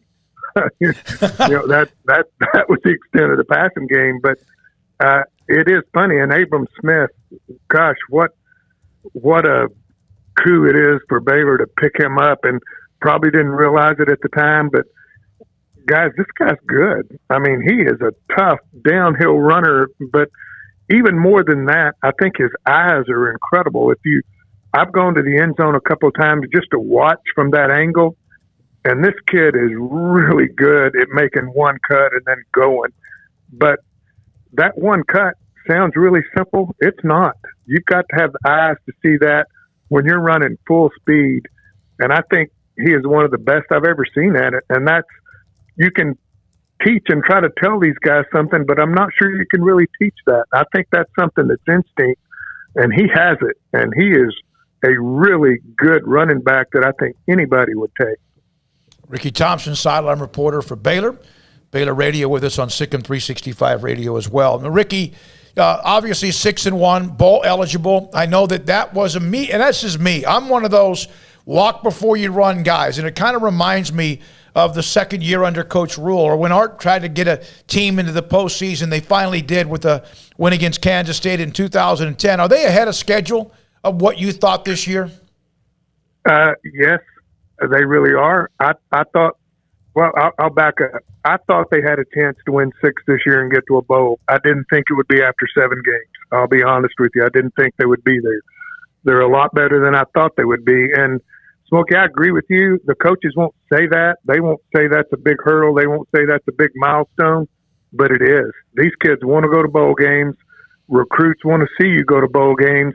And I think it's a huge milestone to get that 6th win. I really do. To get it this early in the season, I think they'll build off that. I don't think 6 is where we finish. I think we finished with several more wins than that. We'll see as we go down the road. We've got a tough schedule here coming up. Texas, TCU, then Oklahoma here. Mm-hmm. That's a tough stretch. But you pull out two of these 3 and you end up 8-2, whatever it may be. You may have a chance at that championship game. So we'll see where that goes. Ricky, thank you, man. What are your thoughts about Texas Tech making a coaching change? 5-3. I know it was a bad loss. As a player, you didn't have to experience that, but what is it like, you think, for a program when that happens? Well, I was shocked, to tell you the truth. I thought that might happen after the season if they hit a streak here toward the end and lost several games. I knew that Wells was on the hot seat, so to speak. But at this point, after a 25-24 loss to Kansas State, I was surprised. And luckily, they've got a guy up there in Cumbie that's a Tech guy that will try to lead them the rest of the year. But that is a tough to impossible situation when you've got an interim guy. And I really do feel for those guys going through it. And I don't know, Smoke, I was surprised they did it at this point. Thank you very much, Ricky Thompson, Baylor Radio sideline reporter, former Baylor and Washington receiver, Sikkim 365 Radio. We appreciate his time. The 5 o'clock hour, David Helman will check Cowboys after their off week, as they're now, like over the weekend, I think they gained a half a game on everybody. I know Washington lost. I know Philadelphia lost. I guess the Giants beat Matt Rule in Carolina, and Panthers have lost 4 in a row. But even on off week, they pretty much just separated even more. And then also at 5:35, we're going to check in with Matt Jennings. He's covered TCU for quite some time. And his thoughts about what's happening with the Horned Frogs as they were beaten over the weekend. A tough, bad loss to West Virginia. This is Sikkim 365 Radio and 365 Sports. Allen Samuels, Dodge, Chrysler, Jeep, Ram, Fiat. Come by, let's be friends. They have all sorts of discounts available right now. While you hear that there are some car dealerships that are struggling, and they are, for a lot of reasons. A lot of car dealerships are struggling with their inventory. Allen Samuels continues to do, well, they're in really good shape. And they have plenty of cars on their dealership lot and more to come. And as they continue to fill up their lot with cars, SUVs, minivans, and much more, including the Jeep, they continue to also have the discounts available to you as well. Allen Samuels, Dodge, Chrysler, Jeep, Ram, Fiat, where Ted Teague and the staff have discounts available on the Ram truck. For example, again, it's been honored by J.D. Power, the Ram truck. Right now, the Ram truck available, first place in the prestigious J.D. Power's initial quality study, and right now, discounts and more, including if you're a first responder, you get $500 off as well. And on top of that, for example, the Ram Power Days, bringing the first truck brand to the top spot overall, you can get with the 1500 Quad Cab Lone Star, values up to $6,000 at 2.9%. for 72 months, plus a $2,000 bonus cash. That's just for that one truck, which, of course, is an amazing truck. Jeep, they have great deals and discounts there. Ram trucks, great discounts there. And also, of course, constantly adding to their lot. Allen Samuels, Dodge, Chrysler, Jeep, Ram, Fiat, Loop 340 east of 84 in Waco. From the first workout to the last practice, sports is an incredible and rewarding challenge. Hi, everyone. This is Dan Ingham with the First National Bank of Central Texas, and we're proud to support each athlete, every parent, and our educators. From families, small businesses, to the biggest industry, we're here to help. With remarkable products like mortgage lending, we've got banking ideas that fuel big dreams. The First National Bank of Central Texas. Familiar faces making local decisions. Member FDIC, Equal Housing Lender. Shorty's Pizza Shack at 12th and Bagby is a homegrown, family-owned and operated must-visit pizza place in Waco. Fantastic pizza by the slice or get the whole pie to share. Great happy hour specials every single day, and it's not just pizza. Great wings. You have to try the Sikkim sauce, chili cheese fries, pizza pillows, and more. Dine in for a great hangout or carry-out. Order online at shortyspizzashack.com or do yourself a favor and bring your crew to the restaurant at 12th and Bagby. Shorty's Pizza Shack. Tell them Paul sent you by.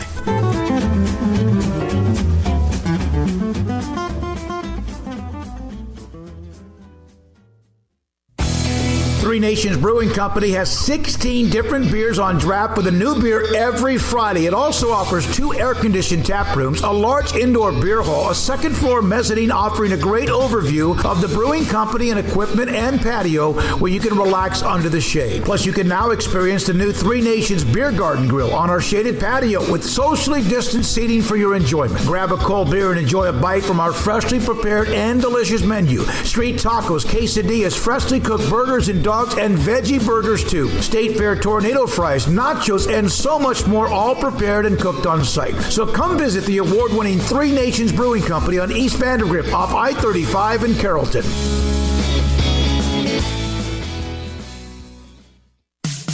In the market for a quality metal building? Since 1943, Pioneer Steel & Pipe has helped Central Texas residential and commercial customers with metal building design, panel options, building components, and trim options. Pioneer Steel & Pipe's residential line is energy efficient, offers low maintenance, reduces insurance payments, is impact resistant, and carries up to a 45-year limited warranty. In addition, they can also help you find a metal building contractor for your project. Pioneer Steel & Pipe with locations in Waco and Bryan and at pioneersboys.com.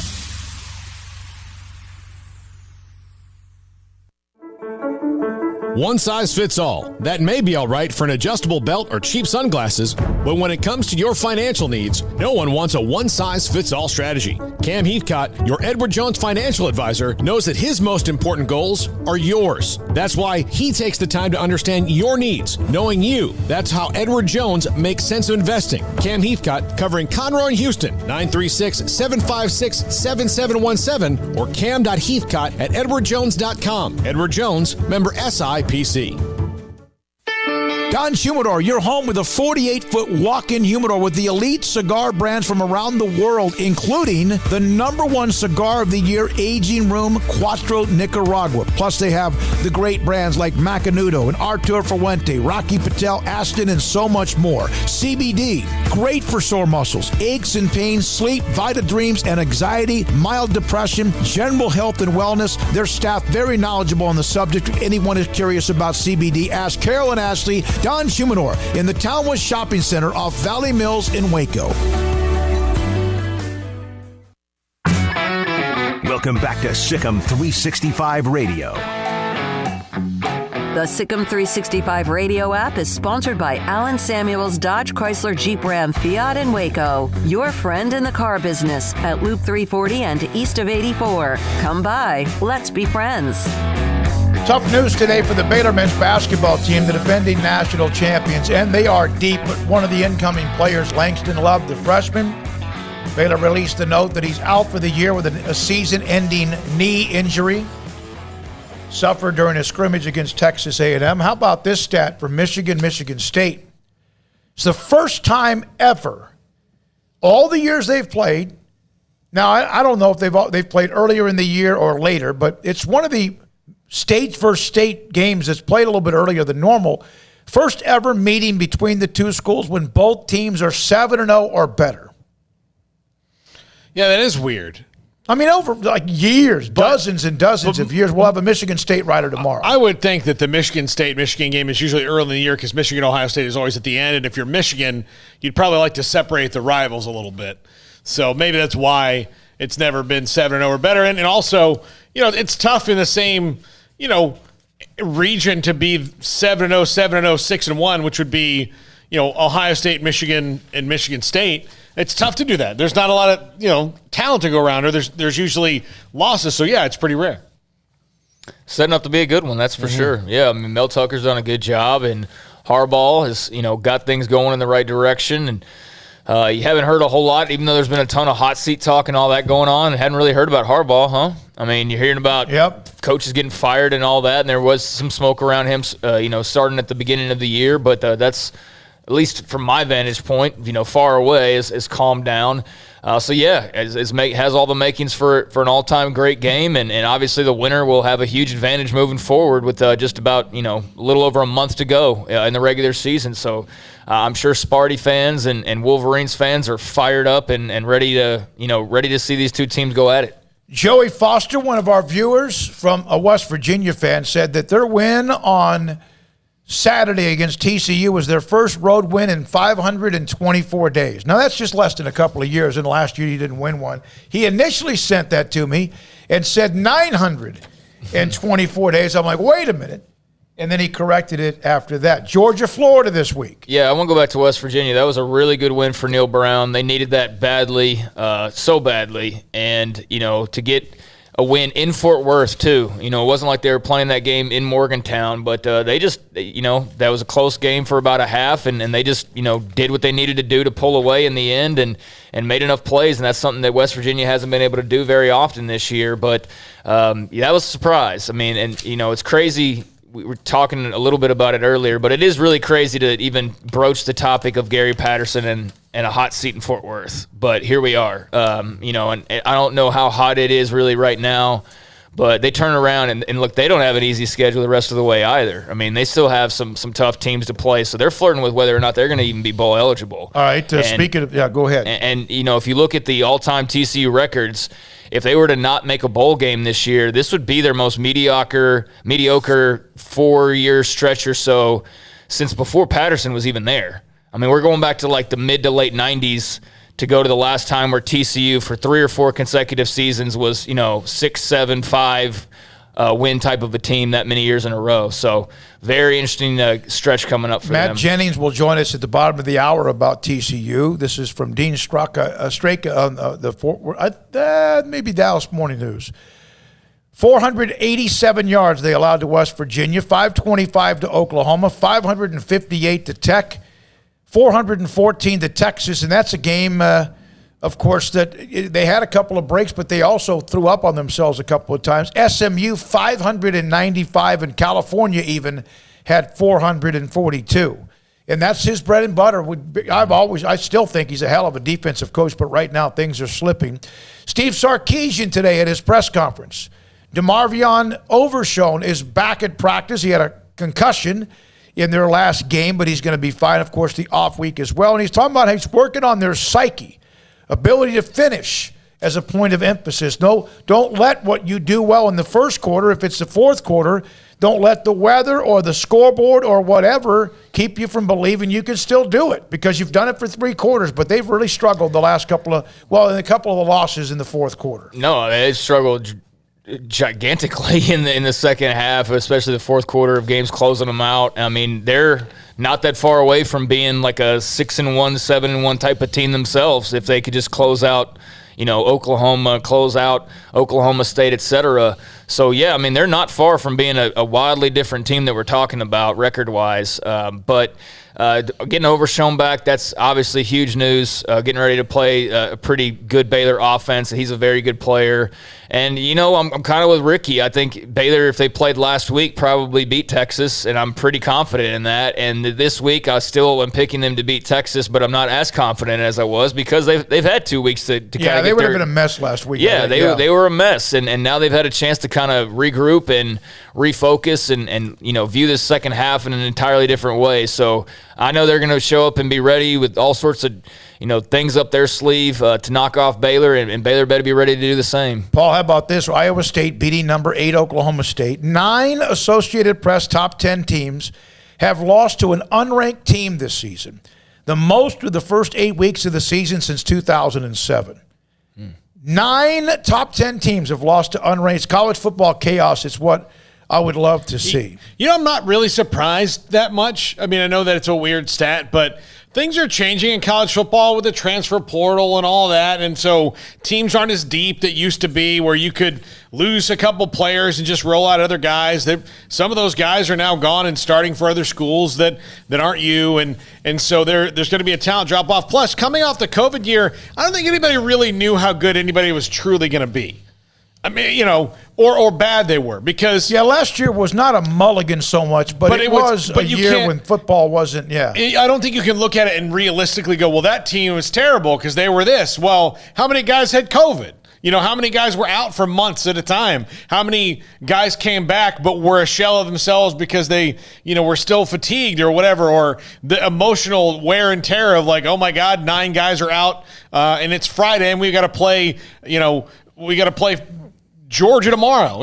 All those things that happen, I just think you can watch it. So it was a lot harder to say this team is going to be good coming to this year or this team's going to be bad. I mean, look at Clemson. That's kind of a rubber stamp. They're good. Well, guess what? They're not. They're average. Well, I think a lot of it has to do with quarterbacks changing too. I mean, you look around at the best teams and they don't have that second and third. They don't have Trevor Lawrence sitting right there, or look, everybody's had a change. I mean, Clemson struggled. Obviously, it's not all on the quarterback spot. They've struggled for a variety of reasons, but that's been a difference. Ohio State, same thing. You can go down the line. I mean, Bryce Young at Alabama looks really good right now, but they obviously A&M, put a little stumbling block in front of them. So I think that some of it's quarterback play. I think some of it's like you said, maybe the lack of COVID restrictions and just the uncertainty and upheaval that causes maybe painting a clearer picture of what it really is rather than what it looked like last year.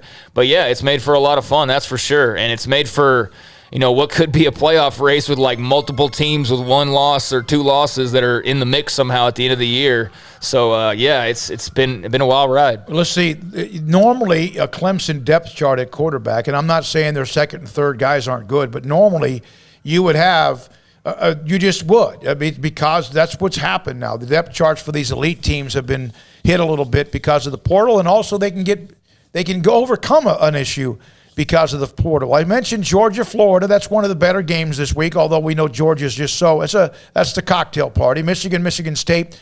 Ohio State against Penn State, and you wonder where the Nittany Lions are coming off that disappointing loss and drained, you would think, after the loss to Illinois in 9 overtimes. That's the longest game, of course, most overtimes ever. 52 ranked teams in the Associated Press have lost so far this season.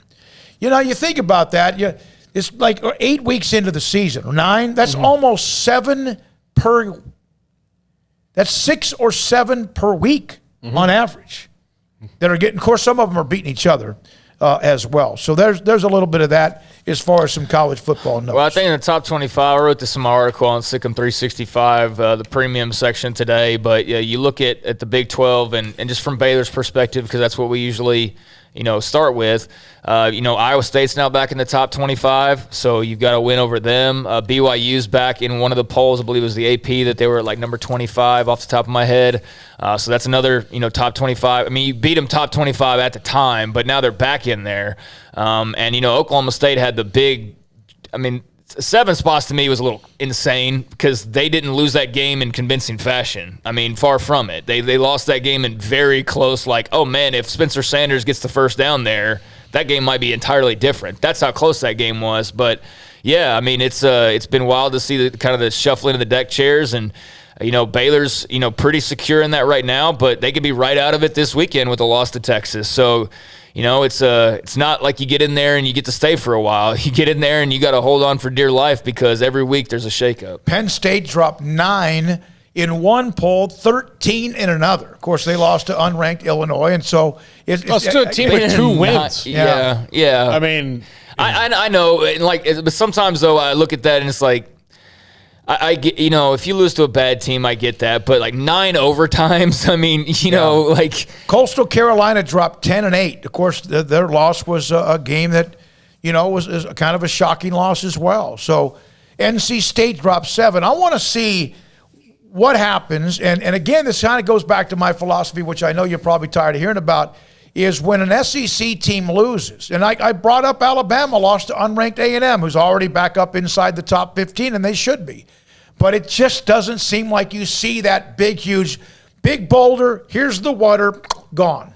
It does seem to me Oklahoma State dropped 7 spots. They gain more top 25 teams with losses. If you think about it, I mean, I don't have a specific, week 5 in 2010, this poll happened. But just the way it appears to me, without really thinking about it too much, it does seem like the team that's ranked highly that gets beat in the SEC drops a few spots, not 7 or 8 though. They drop a few spots, and the team that beat them jumps up 10, and to where it's now there's another team in the top 25. So it's it doesn't even. Well, given the example of A&M and Alabama, Alabama, we'll drop them down. And we were right about A&M all along. Yeah. Even though they were unranked. They had just lost you to barely Mississippi dropped. State. I mean, he said oh no, that was so. It's weird that those things pop in. Okay, well they're back to being who they are. Well, no, I mean then. But there are losses that don't seem to they just disappear. Yeah, and they're not treated the same way as an Oklahoma State losing at the end of the game, in a tight contest. They dropped 7 spots. Now, granted, there's teams behind them that won, and so you got to do what you got to do as far as sometimes you have to drop 7 because that's just the way the poll is that you have to. A lot of it's timing too. Yeah. Yeah, so it's timing in some cases, and again, don't have an exact example. So. Maybe completely off on the idea that the SEC gets the benefit of the doubt, but it sure doesn't seem so. It sure does seem like their teams drop a little less than others drop, and their teams get much bigger rises, on the opposite side of the coin. Kentucky moved up 3 in one poll, 2 in another. Who did they beat last weekend? They didn't play. Yeah. Well, there you go. I think that's just probably math. That's timing. There's timing for you. People behind you, and you happen to have the. I mean, I'm telling you right now, whenever Oklahoma, if they do lose, which could be, won't be against Kansas, although that we saw what happened. They already played Kansas. Who's Oklahoma play coming up next? Texas Tech. Yeah. If they were to happen to lose one of those games because of all the other, they're down. They'll drop 10 or 12 spots. Yeah, as well. for sure. Yeah, and look, I'm sure there's some SEC fan out there saying, well, their teams are just better. And you know what? There's an argument for that, and that's surely what the polls think. I mean, the pollsters obviously all think that way. And, that over the last few years, that's, gotten shaken up a little bit with the Clemsons of the world, joining the party and toppling the SEC at times. But they do have a great run of teams, but at the same time, it's a lot easier to continue to have that great run of teams and be able to beat your chest when you don't ever really get too affected by it. You constantly have, your top team loses and you got an extra team in the top 25 rather than having one less. So, timing, like you said, is part of it, and quality of competition and all that. No doubt they're still the best conference for the most part. When we come back, Cowboys had an off week. They have coming up, Minnesota, Paul? Is that right? Yep. Coming up this week. Halloween Vikings night. have a hell of a wide receiving core of their own. How about the Bengals and what they've done with Joey Burrow? David Helman, DallasCowboys.com, is next on Sikkim 365 Radio and 365 Sports. Riverbend Liquor and Wine, Lakeshore Drive and North 19th Street here in Waco. And what an amazing, amazing selection they have of everything, whether it's wine, whether it's spirits, Look, Bourbons, Pinhook, Weller, Buffalo Trace, Brush Creek, Hotel, Garrison Brothers, Thomas S. Moore, Hooten Young, Bardstown. That's fancy stuff. That's high-end stuff that they have in the bourbons. And their craft beer, again, just rotates out through the season. The roster just gets churned. Steve Chapman is the Bill Parcells of craft beer. He just churns that roster and churns that roster to keep it elite. That's what they do at Riverbend Liquor and Wine. They've got the best selection of craft beer in Waco. They've got the best selection of high-end bourbons in Waco and great customer service and a drive-through window that rivals a NASCAR pit crew. Find out more on Facebook and Instagram or just pop by North 19th and Lakeshore Drive for Riverbend Liquor and Wine. New cars and trucks are coming. New car inventory is low, but GM just announced they will release a steady flow of vehicles through the fall. Now is the time to get on Richard Carr's inbound vehicle list. Choose your inbound vehicle, get on the list, and get your car or truck first. Call Richard Carr Motors or go online to choose your inbound vehicle today. Go to richardcarr.com for details. At Richard Carr, we give you more. Y'all listen up. Let me tell you something about group meals from Rudy's Barbecue. It's got all you need for all the folks you gotta feed, smoked meat, sides, and more. There's everything down to the tablecloth, just like the one that you see at the store. At a bridal shower, it's better than flowers. And a long business meeting, it'll pass the hours. It'll feed all the cousins at a family function. It's better than potluck at a church luncheon. Next time you need to feed 10 or more, call and order a Rudy's group meal. Next in line. Baylor Scott and White, Southwest Sports Medicine and Orthopedics. The team physicians for Baylor Athletics, diagnosing and treating all sports-related injuries, including concussions. These specialists also provide orthopedic services for athletes and non-athletes alike, whether it's knee or shoulder pain, hand or wrist injuries, orthopedic spine care, and even an arthritis and total joint clinic. Trust the doctors Baylor Athletics trusts. Baylor Scott and White, Southwest Sports Medicine and Orthopedics wants to get you back in the game. It's plain and simple. Waco Custom Marketplace is the one-stop shop for what you need for tailgating, from charcoal, cold beer, and wine. And, of course, customize your order with brisket, tri-tip, sausage, wings, smoked pork tenderloin, country-style or pork spare ribs, marinated beef and chicken fajita meat, ground beef and chili, meat, hot dogs, and burgers, buns, seasoning, sauces, chips. There's fresh baked bread and kolaches every day, breakfast sausage links. And you can also customize your favorite cut of steaks from Select, Choice, or Prime, bacon wrap fillets, ribeyes, New York strip, sirloin, T-bone, and porterhouse. Full service butcher shop includes pork, poultry, beef, chicken, and seafood, serving Waco restaurants and families since 1940. Your one-stop shop for beef, pork, poultry, and seafood needs. Waco Custom Marketplace, 425 Lake Erie Drive, or WacoCustomMarketplace.com.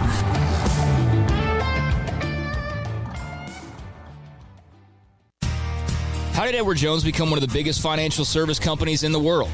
By not acting that way. Financial strategies, one-on-one advice, it's a big difference. And that's why Brad Wilson, your Edward Jones financial advisor, makes sense of investing. Experience the difference for yourself. Brad Wilson, 250 Sharon Drive in Woodway, 254-776-4337. Edward Jones, member SIPC. You want to know why Stonewood Dental is so successful? Listen to what happy customers have to say. It's pleasant. It's different than any other dentist's office. I really feel like they care. And it's not that you're here for 2 hours waiting on someone to take care of you. It's quick and easy, and I bring my kids, and my kids love being here too. They really love the treasure box. Staff is really nice and accommodating, real friendly. You feel more like home. It's not sterile looking. Everybody has their own personalized rooms with decorations and decor, and they'll even have a blanket for you when it's cold. I've recommended people to actually come here, and they are patients now. I really love it here. It feels like family.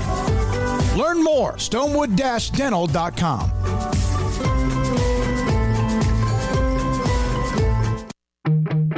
Welcome back to Sikkim 365 Radio. 2nd and 15. Quick throw, and it's intercepted. He's got another one, and he's got a field ahead of him. Jennings is going to take it to the end zone. Unbelievable. Just when you think things are going your way,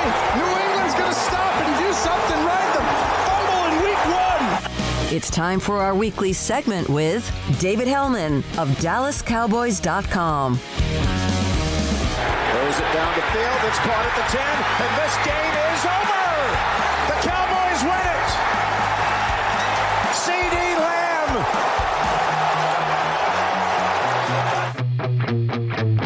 The 5 o'clock hour is sponsored by Edward Jones Investments with financial advisor Tom Albers. Staying in touch with you and your money through these difficult and changing times. Edward Jones, making sense of investing. Now here's David Smoak, Paul Catalina, and Craig Smoak. All right, David Helman, DallasCowboys.com. Cowboys had the off week, and now Minnesota coming up. I'll tell you how bad the NFC East is. The Cowboys did not play. The Giants won, but they were in dead last. The Cowboys gained a half a game on second place and didn't play because Washington and Philadelphia both lost as well. It's almost to a point where we need a magic number. David Helman, you know, in baseball, you talk about the magic numbers like 7. I know it's really early, but there almost needs to be a magic number count in the NFC East. Yeah, it kind of seems that way, doesn't it? But, I was actually talking about this right before I left work. I mean, yeah, I would definitely bet on the Cowboys winning the East. I think it is very, very likely that they do that, but NFL seasons last for a long time, man. And I know every year at least one or two teams that get left for dead in October turn around and make some noise in the second half. The Cowboys did it just 3 years ago when they traded for Amari Cooper. Do I think that's going to happen in the NFC East? Probably not, but you never know. Maybe this Washington defense gets its act together. Ryan Fitzpatrick comes back from injury after a certain point. Like I said, I think the Cowboys win the division, but I think we get in a rush to write the narratives in stone before Halloween, and some things are going to change. I don't know if that pertains to the East, but it happens without fail almost every year. David, I know that Jerry Jones was asked about the trade deadline, and he said that they're open for business year-round. But he did make a pretty solid point that most Cowboy fans may not realize that instead of having to trade people, they just need to they're about to get a bunch of people back healthy that kind of would help that any depth issues that they may have anyway. Yeah, I mean, if you think about all the problem spots on this roster, maybe not all of them, but a lot of them, they're going to get help back from an injured guy at that position, whether you want to say Lyle Collins comes back to shore up the tackle spot.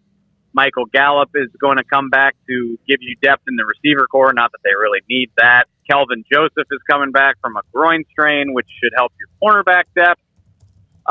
It's still a ways away, but DeMarcus Lawrence and Neville Gallimore and Tristan Hill, for that matter, I mean, that's 3 talented players to add back to your defensive line rotation. So I look at that. I think the only thing we didn't really address is center and guard, which, you can't have everything in the modern NFL. But, yeah, so between all those guys, I mean, that's 5 or 6 impact players that you're going to have with you in the second half of the season that you didn't have in the first. So I completely get why Jerry Jones isn't chomping at the bit to be making trades right now. Yeah, I mean, they have depth, and about the time you think, okay, we have depth, we can trade somebody. Mentioned this last week, is that's about the time somebody else goes out, and then you look up and you don't have the depth. Hey, let me ask you this, David. The Cedric Wilson, he's in a free agent year coming up, and I know he's not Amari Cooper, he's not CeeDee Lamb, he's probably not Michael Gallup, and he's not whoever else, but how many big plays has he made? That play on 4th down, the catch, they came back to win. He just seemed like he makes plays. I've got a real soft spot for guys that do a little bit of everything. And that describes Cedric Wilson to a T. And I mean, if you're not a star, you've got to in this league. And that Cedric Wilson's a 6th-round draft pick. And he's just managed to make a career out of doing a little bit of everything. He's the 4th receiver. He's stepped up in a big way and been their primary slot guy. Michael Gallup goes down, so you move CD out of the slot to the boundary. You put Cedric in the slot. He's one of your punt returners. He's one of your gunners. He's a trick play aficionado. You remember, he threw a touchdown pass last year in the game that Dak got hurt. He wears a lot of hats, and I love guys like that who just make themselves invaluable by being versatile. And yeah, it creates an interesting question. You know, can you afford Michael Gallup in free agency next year? To be determined. You can very likely afford Cedric Wilson if you want to keep him around, and those are the types of decisions that you've got to make when you're dealing with the salary cap. It'll be interesting to see how that shakes out with Mike and Cedric and what they decide to do to kind of keep their receiver core together moving forward. David, you mentioned center and guard being an issue for the Cowboys as far as depth goes, and maybe performance with Tyler Biadasz and Connor Williams, not the best guys on the line that, you know, has three guys who are Pro Bowlers most of the time and two that are all pros. But moving forward, and this is probably not a question for this year because this is all about, you know, moving things around the line, but could you see a situation where Lyle Collins has made the left guard next year, given how well Terrence Steele has played at right tackle? I really don't, to be honest with you. Partially, and the future is obviously what you're thinking about, right? Mm-hmm. But for starters, I mean, at this point, Lyle Collins hurt his toe and went out in 2016. So it's literally been 5 years since he's played guard. On top of that, and I know guys will do what they have to do in the interest of making the team better, but Zach Martin was the same way. Like, Zach Martin's made it pretty clear that, yeah, I'll play tackle if I have to play tackle, but I see myself as a guard. I want to play guard. Well, Lyle Collins sees himself as a tackle. He wants to play tackle. He played guard as a young player because it was the way to get him on the field, and there were entrenched veterans around him that had those spots. But he's the entrenched veteran now. And so I don't think that he wants to do that unless it's like a break glass in case of emergency situation. Now, if we want to get into the weeds, maybe you find a way to move on from Lyle because Terrence Steele is cheaper and you can give yourself cap flexibility. I think that's a conversation you could have.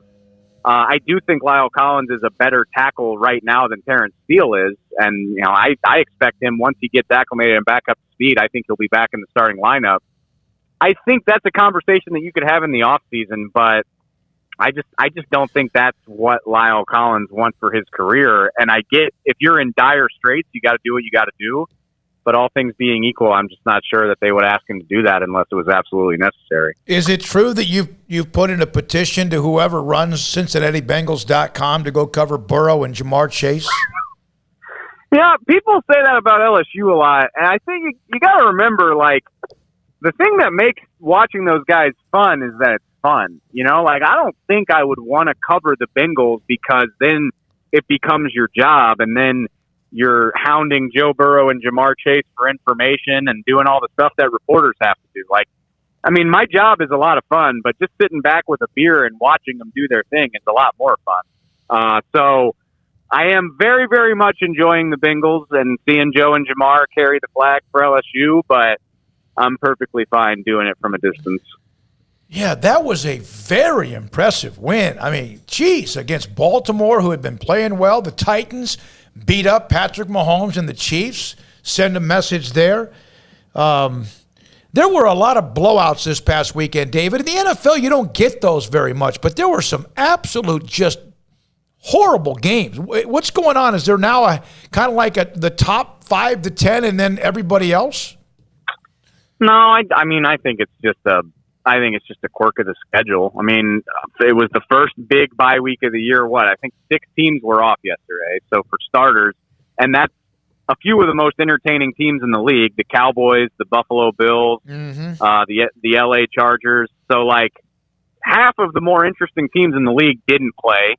And then, I mean, yeah, I was laughing at the irony, you know, a rare Sunday where I get to sit back and watch TV. I think I heard on a podcast this morning that was the second largest average margin of victory on an NFL Sunday in like 13 years.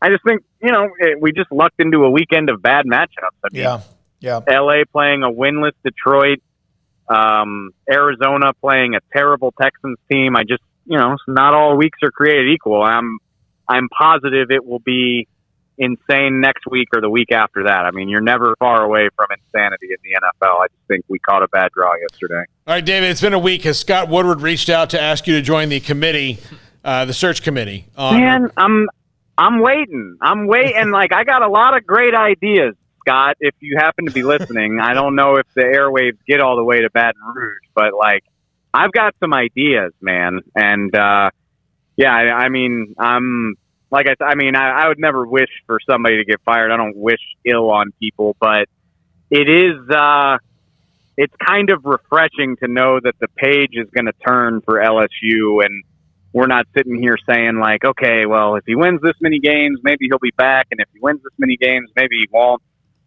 We can just kind of focus on the future. And that makes it fun because as an LSU fan, when you're not watching your own team get its butt kicked by Ole Miss, you can kind of look around the rest of the landscape and be like, oh yeah, those guys are playing pretty well. That guy might do pretty well here. So it gives you something to look forward to in a bad season, which has been nice. Thank you, man. Appreciate it. David Helman, DallasCowboys.com with us. Cowboys have Minnesota coming up. Yeah, and I know we got to get to Matt Jennings and then your top five. Patriots beat the Jets 54-13. Titans crushed the Chiefs 27-3. They're 3-4, and Patrick Mahomes is a turnover machine. Yeah, he just saw a stat a little while ago. 6 straight games with an interception, and also first time he hadn't had a passing touchdown in like a bazillion years or something crazy like that. Yeah, they're and I was actually just like, you look at my screen, I just pulled up a tweet that somebody was commenting on the Chiefs.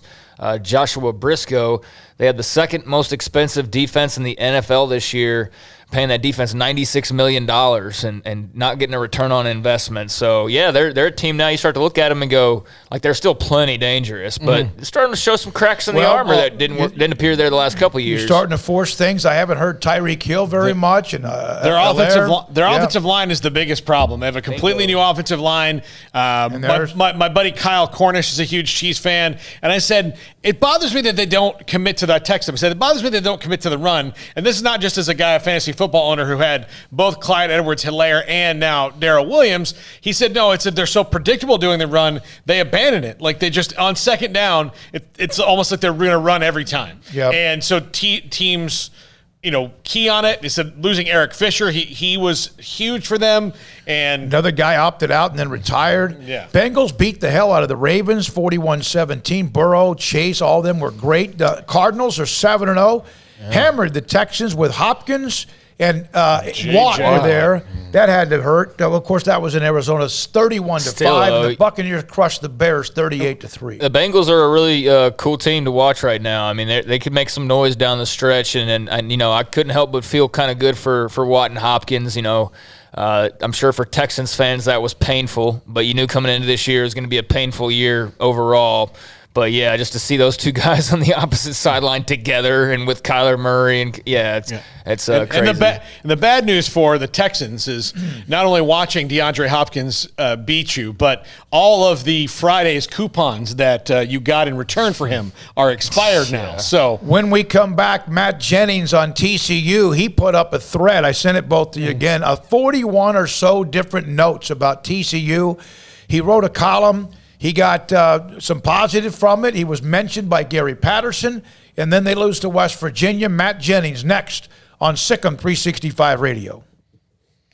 BetUS.com. Remember these promo codes, Sikkim125 and Sikkim200. Look, whether you want to bet on the new NBA season, NHL, the World Series, college football, whatever it is, they've got it for you. If you want to bet horses, they got horses. PGA, they've got it. UFC, they've got it. Almost every sport around the world, they've got your game at BetUS.com, and their mobile platform is easy. So go to the app, go to the website, BetUS.com, and when you sign up, use the promo code SICKM125. That's a 125% bonus on a $100 deposit or more, or SICKM200. If you use crypto instead of cash, you get a 200% bonus on crypto. So go to BetUS.com, use promo code SICKM125 and SICKM200. That's BetUS.com. At Allen Samuels in Waco, we're celebrating Ram Power Days, bringing the first truck brand to take the top spot overall in new vehicle initial quality by J.D. Power. With the 2021 Ram 1500 Quad Cab Lone Star, you can get total values up to $6,000 or 2.9% for 72 months, plus $2,000 in bonus cash. All first responders get an extra $500. Come see why Ram wins great awards year after year. Allen Samuels in Waco. Come by. Let's be friends.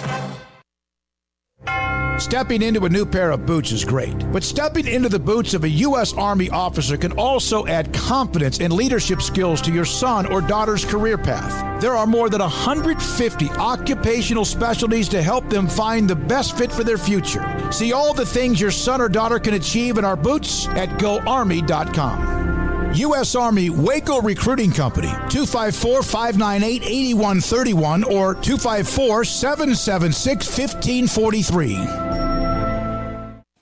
Born in Waco, Brotherwell Brewing exists to serve the Central Texas community with locally crafted beer of the highest quality. They want to bring Central Texas closer to the brewing experience so everyone can enjoy well-made beer as much as they do. For 2.5 years, they've been bringing high-quality beer to Central Texas at their location on Bridge Street in East Waco. Brotherwell Brewing believes in community and bringing people together to enjoy products made in their community. So for your game day, whether it's a tailgate or at home, stop by Brotherwell Brewing for high-quality craft beer made right here in Central Texas, 400 East Bridge Street, and check them out online at brotherwell.com. With so many companies and policies out there, it gets so confusing shopping for insurance, and I never know if I'm getting the policy that's right for me. Luckily, I met the team at the Niche Group Insurance Agency. With the Niche Group, you can go to one company and get access to coverage options from many insurance carriers, and you get to speak to a real person about your specific coverage needs. With the Niche Group, I know I'm getting the right coverage at the right price. If you need insurance, talk to the experts at the Niche Group at 1-800-258-8302. Baylor University is where lights shine bright. So, let there be light. Let there be roommates and teammates, scholarship and championships. Let there be fresh starts and new traditions, fast friendships and lasting impacts. Let there be laughter. Let there be joy. Let there be light. Baylor University, where lights shine bright. At Ideal MRI, we feel blessed to be part of the Waco community. We're a small family business here in Central Texas. At times like this, the cost of healthcare has never been more important. And unfortunately, significant illnesses and injuries still occur. And that's why Ideal MRI is open and here to serve you through this difficult time. So if you need an MRI, ask your doctor about Ideal MRI. You can schedule online in minutes at idealmri.com or call 833-IDEAL-MRI.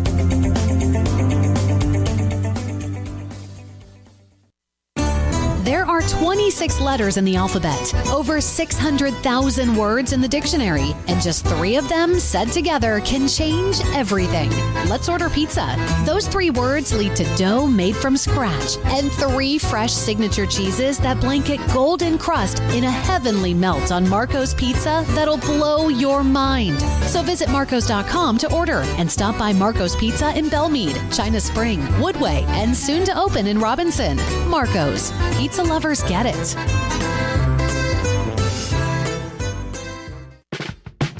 Welcome back to Sikkim 365 Radio. Call us on the Bet US hotline, 254-339-1122. Matt A. Jennings on Twitter. He does a podcast with Steven Simcox, who used to work at the same place we did, like a lot of other people did. And he was apparently mean to Gary Patterson or something. I don't know, but Patterson Apparently, brought him up. Everyone is mean to Gary Patterson. It needs to stop. Craig is mean to him. I talked to Matt earlier today, and he put up, I saw this last night, like 41 different tweets about things that have kind of built up. Matt, thanks for your time. Appreciate it. What's going on at TCU in your opinion? Thanks for having me on, y'all. Yeah, this is just kind of, things have kind of come to a head after like 3.5 years of people being, of things going this way for TCU on the field, right? Like they had the 2017 season, they're in the Big 12 title game, and they win 11 games. That's all great. And then from 2018 on, they've been, every year they've been sitting here, you look at the calendar, it's November, and they're fighting just to get 6 wins every year. And sometimes they don't. Like they very well could not get 6 wins this year. And so like that's just such a dramatic fall off from where the expectations have been historically under Gary Patterson. And so, combine that with some off-field, just weird gaffes that he has made, that Gary Patterson has made over the last few years. and people are kind of a little, frustrated as you get. And so, I wrote a thing last week that was basically like, hey, maybe it's time for him to either decide to move on, or maybe it's time for the school to move on from him. And I wrote it just because it's how I felt for probably about a year now, and didn't really think there was much was going to come on it. And then Gary decided to call me out by name in his press conference on Tuesday. So I was like in a meeting at work, because I have a day job like a normal human, and I'm not a credentialed media member anymore. I pull up on my phone after a meeting, and it's on fire because I have a million text messages and Twitter notifications from people freaking out about the fact that Gary went on a 7-minute rant about why he disagreed with my piece, which, like, that's his prerogative. Like, go for it, man. But just not what I was expecting. I text Smokey and Craig during the West Virginia game the other night, Matt, and I said, what at this point is Gary Patterson doing for TCU? Compared to, he's making a lot of money. He gets to say and do essentially whatever he wants, but in return, their attendance is not great. They're not, contending for the conference title. They're, playing in the Pistachio Bowl or whatever that is. And routinely he's getting in arguments with people who most coaches wouldn't even care to bring up. So what at this point is the benefit for TCU in employing Gary Patterson? It's a great question. I think a lot of people are asking it. I think the argument for keeping him is, like, at this point, to me, is all about logistics, right? You have an AD with Jeremiah Donati, who's still relatively new. I believe he started in 2018 after Chris Delcane left to take the Texas job. And, this would be easily the biggest move that he has obviously had to make if he tried to make it during his time as AD. Like, to this point, what he's had to do, he's had to replace Jim Schlossnagle as a baseball coach, and he just promoted an assistant, which everybody likes Kirk Saarloos. There's nothing wrong with that. He won a game of chicken with Jamie Dixon when he was flirting with UCLA. How well that's actually turning out, is up for debate in terms of how TCU basketball has played recently. And he helped fundraise and get the final building of some suites at the stadium built, right? So, just generally kind of keeping the lights on, maintaining status quo. And so, this would be a massive, massive shakeup. And it would be the defining move of Donati's tenure. And so there's a lot of risk involved.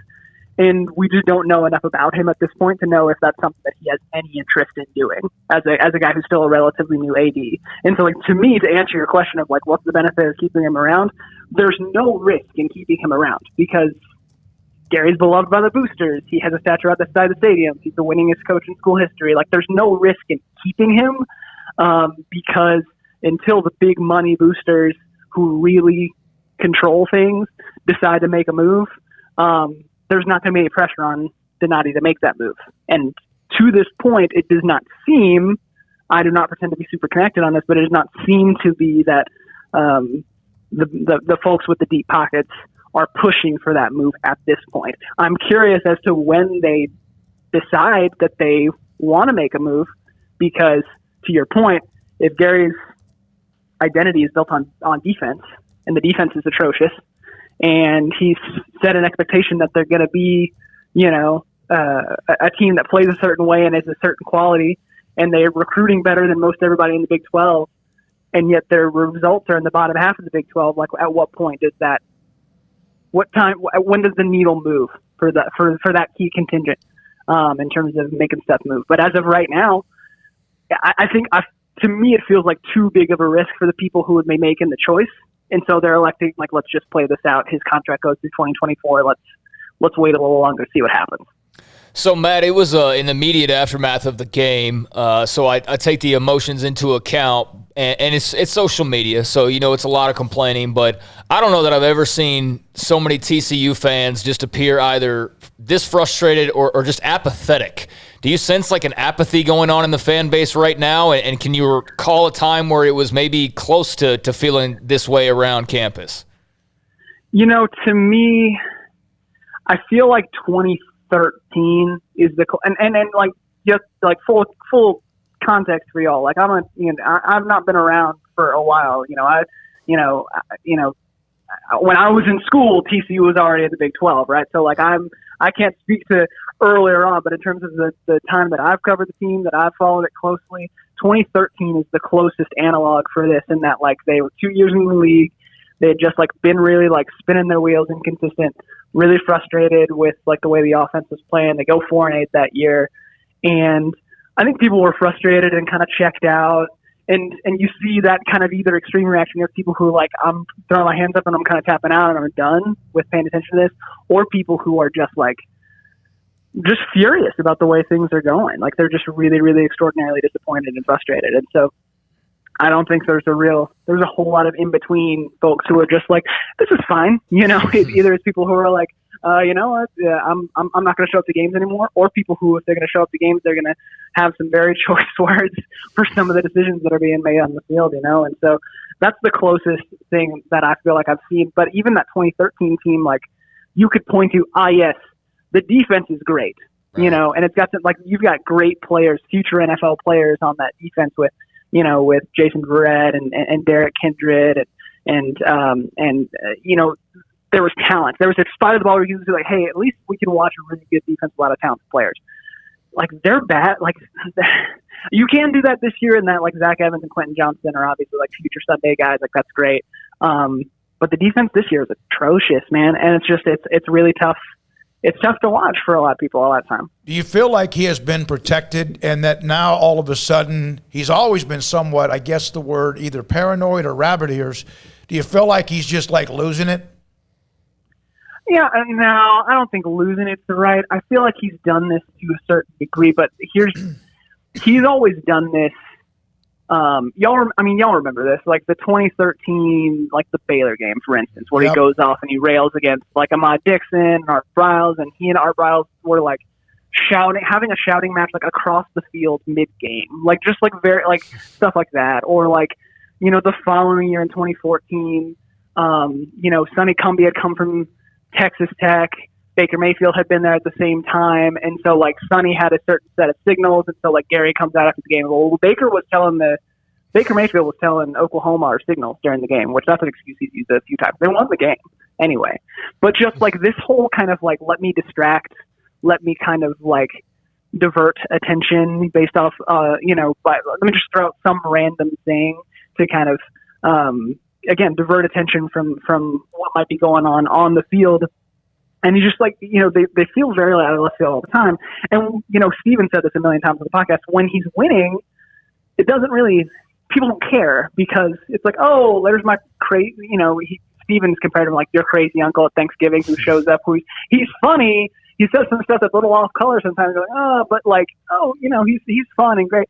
But other time, you know, right now when you're losing, now it's just like, do we have to really deal with this? Like, does he, you know, and so I feel like that's the mindset. Like, it's more endearing and funny when there's no stakes to it. When you're losing and you're also kind of like putting a bad face to, you know, the premier product, the most visible product of the university, people get annoyed. Yeah, Matt, I did a top 5 about him a few weeks ago and said, okay, you know, he had a feud about Baylor stealing his plays. He had a feud with SMU. He's had feuds with players. He's had all these feuds. Eventually, that feud's going to turn to the athletic director and the president. Fortunately for him, that hasn't happened yet. But the guy, I mean, it's his milieu. It's what he works in. He works in feuds. Yeah, and he's done it a few times. And obviously, like, Briles was like the quintessential version of that, but he's done it with other folks. He went back to, you know, going back to 2011 when they lost to a June Jones SMU team. He comes out and says, "Well, we've done all these things to help SMU get off the ground as a program, and like we've tried to help them be good neighbors to them, and like that's over now." Like blah blah, like just like very like to your point, like just very much like I want to start feuds, or I want to start something in the media. And, you know, again, when you're winning, like people can look at that and be like, that's funny. Gary's being petty, but like he can back it up. Right. If you're not backing it up, then you look petty and small and there's like, what are you doing? Like I saw multiple people being after the game, and like I wasn't sure. Like, let me full disclosure here. Like I was not trying to be a story last week. Like I was not trying to get Gary's attention with it. That was not my goal at all. My goal was hey, here's how I feel. I want to share it. I just want to share how I feel. I've felt this way for a while and read about it. Gary goes off on it, which is fine. Back it up then and come out and win against a bad West Virginia team on Saturday. And so I saw multiple people on Saturday being like, hey, maybe Gary should spend less time reading blog posts and maybe he should, get ready for trying to play a 2-4 West Virginia team. It's very, to your point, he's very concerned with what people say about him and what people say about the program, which is fine. I don't know many coaches who aren't that way. But at some point, if you win, those things take care of themselves, and suddenly people will be saying nice things about you again. All right. Someone asked about, we just kind of brought this up, but about the fact that he does what he does sometimes as a distraction to deflect whatever's happened. Do you feel like he does that for that reason or because he believes what he's talking about? It depends on the instance. I think generally it's kind of a little bit of both, right? I feel like he was genuinely tweaked by, last week, and that's why he brought it up. I think he is, Jerry Kill is one of his best friends, right? So I think he was genuinely upset that Jerry Kill got hurt after the SMU game, and in such a way that he felt like it was Jerry's fault. Excuse me, not Jerry's fault, that it was SMU's fault, right? And so I think that much is true, but then he always, I think he gets stream of consciousness while he's talking a little bit. It's worked up and just he just says he goes further than he should, in terms of, or he says stuff that he thinks might be true, or that maybe he knows, maybe he's fudging the truth a little bit, but he's not expected to get called on it because, this is a dynamic that plays into all of this, is that he's not under a microscope at TCU. He's not, right? But because they play in DFW, and they're not the biggest school in the state. And so he's not going to be under the microscope that he would be for a coach at Texas or a coach at A&M or Oklahoma, or even at an Arkansas and Oklahoma State, where it's this is the school, this is what everyone's focused on, right? And so he doesn't face the scrutiny that a lot of coaches face. So he can get away with, saying stuff that no one's necessarily, not no one, but he's not going to get fact checked on stuff as much. And now, after the SMU thing with Jerry Kill and the flag planting was a perfect example of once someone fact checked him, many people fact checked him on what actually happened, and TCU players knocked over Jerry Kill and it was an accident. That's fine. But rather than be oh, well, I realized that I was wrong, he just doubled down on it and just refused to kind of admit that he was wrong and went further on and made a bigger deal about it. And so, to that point, I think he believes it to a certain degree, but I think he's also used to not being challenged on stuff from outside the program. Yeah. All right. Hey, Matt, good luck. I know that if you haven't seen it, there's a tweet of 41 different things that you brought up. Good news, Matt. I mean, the schedule gets easy, right? Oh, wait. Not really. Not really. Yeah, his year would be made, though. We know because Baylor and TCU go after some of the same players. He's had a nice run with them, other than, of course, that, 4 overtime win up in Fort Worth. That was a great game as well. Matt, thank you very much. Appreciate your time. Absolutely, guys. Thank you. Matt Jennings, Locked On Horned Frogs with Stephen Simcox on TCU football. I know we got to go, but they do have this K-State game this weekend is going to be huge. Yeah, I mean, in Manhattan, K-State got the really nice, return of Skylar Thompson a couple weeks ago. That was a big deal for them to get Skylar Thompson back, and they're a team that is certainly beatable, but playing at home in Manhattan with some renewed confidence, I think K-State should be the favorite in this game. So you start to narrow down. They got to win 3 more games to get bowl eligible. You got Baylor. We know they'll be primed and ready to play that, but Baylor should win that game, although it is in Fort Worth. You go to Stillwater. Then you got Kansas. So you got Kansas. There's a win for you. And then at Iowa State. Yeah. So you got road trips to Stillwater and Ames and Baylor and Baylor at home and Manhattan road trip as well. So it's going to be tough sledding. But I have seen TCU come in as a wounded dog. Sure. In fact, in 2018, they did with a team that was not good. They were quarterback knocked out. When we come back, but they had a good defense. Just going to stay here and do the top five. Yeah, but they came in and they had a great defense, and they won the game because Jalen Reagor was able to do some crazy good stuff. He made 2 plays. Yep, he made 2 plays. That was all he needed to do. Yeah. But they have. Can he circle the wagons? Well, he thought that already had happened, and I don't bet against him too often, but this has been interesting. By the way, read the quote. Did you read the quote from Kirby Hocutt on Art Briles? Yeah, I had that a second ago. Kirby Hocutt was apparently doing a press conference just a little while ago.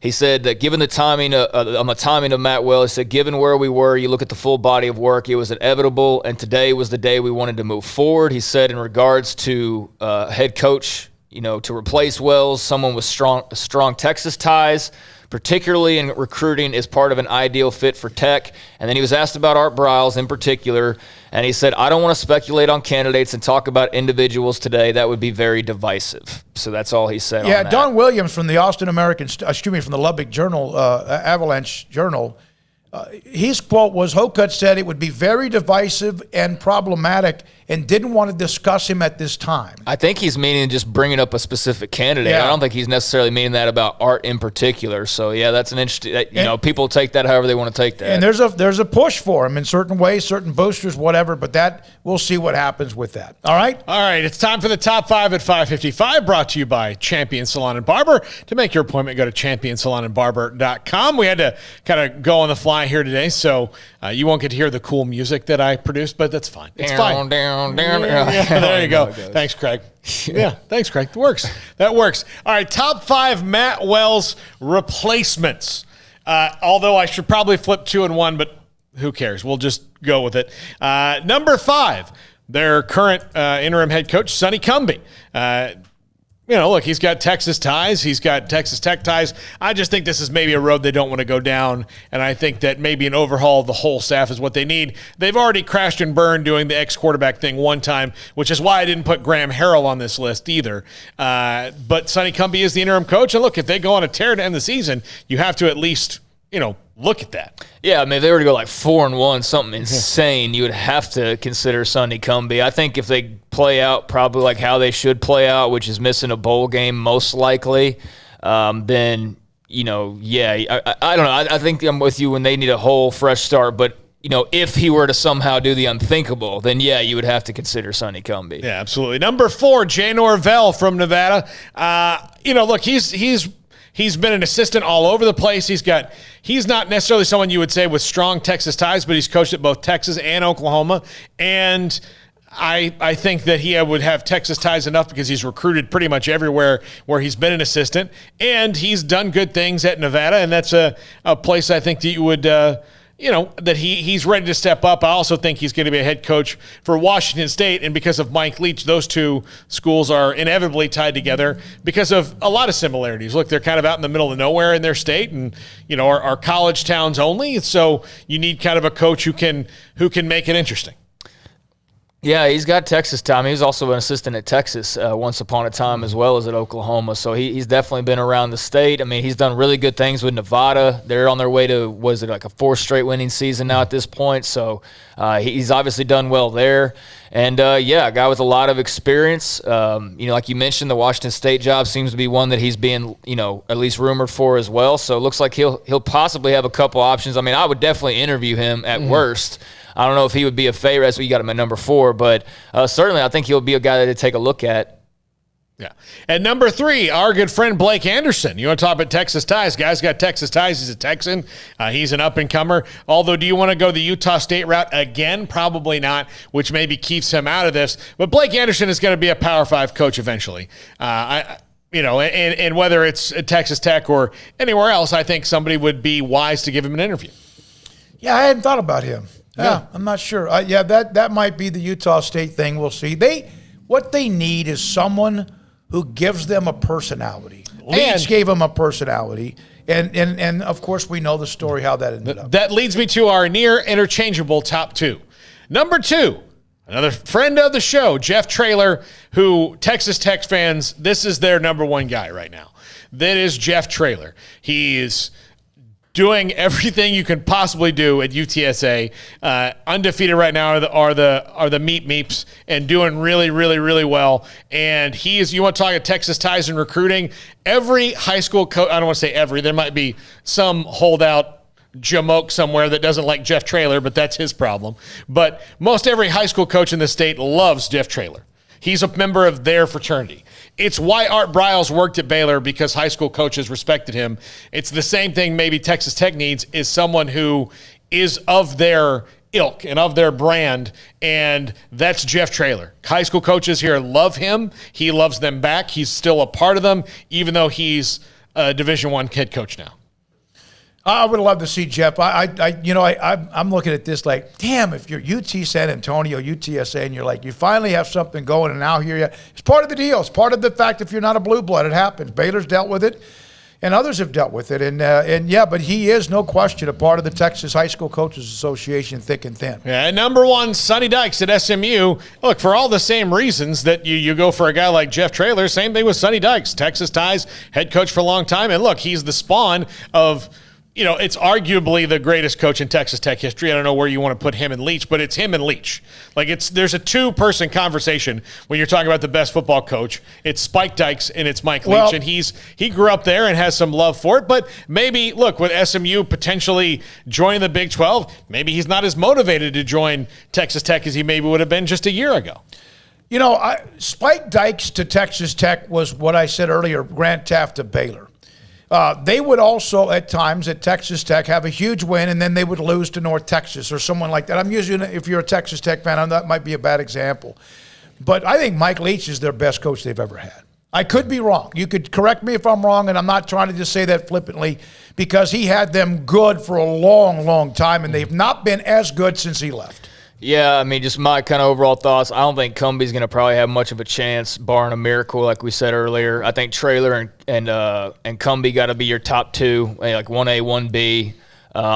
Norvell and Anderson. I mean, maybe those are guys they look through, but I definitely think like Traylor and Cumbie, and then I would even throw in a Kendall Briles or a Jeff Levy. Mm-hmm. I definitely think there's going to be some old Baylor history that's at least, or some old connections that are at least talked about during this, and not necessarily Art, but instead his son-in-law and his son. If they're looking for that style of football, those are two guys that are doing it in the SEC right now.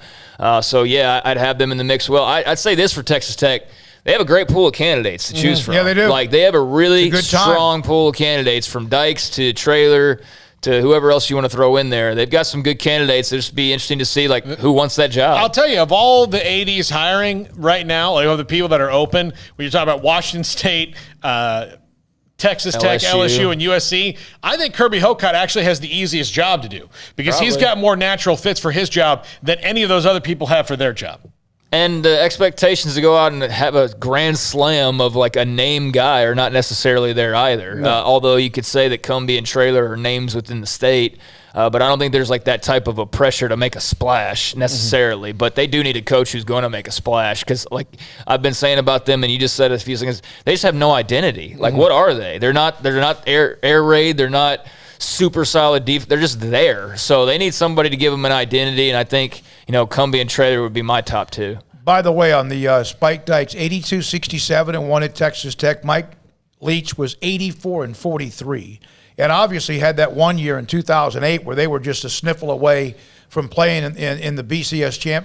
They lost to Oklahoma, got smoked. Bad Texas Oklahoma. beat OU. That was the argument from hell. My God, it was unbelievable.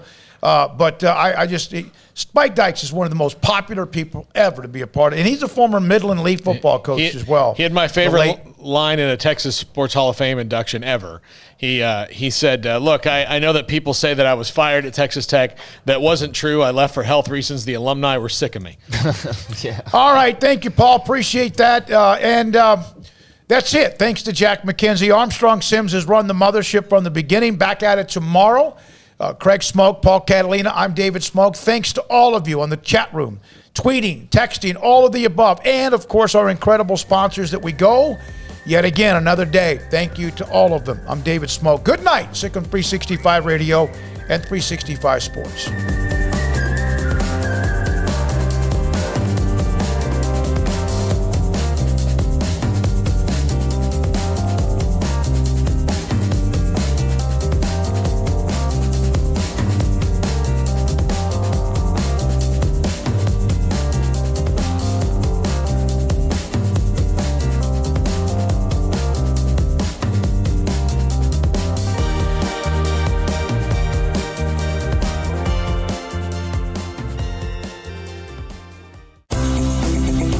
MRI is a small family business right here in Central Texas. We're open to support you while lowering the cost of healthcare bills.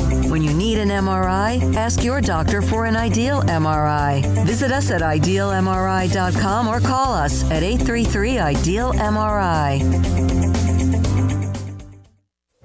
Stepping into the boots of a U.S. Army officer can add confidence and leadership skills to your son or daughter's career path. See all the things they can achieve in our boots at GoArmy.com. U.S. Army Waco Recruiting Company, 254-598-8131 or 254-776-1543. After my first car accident, I feared the biggest damage would be to my wallet.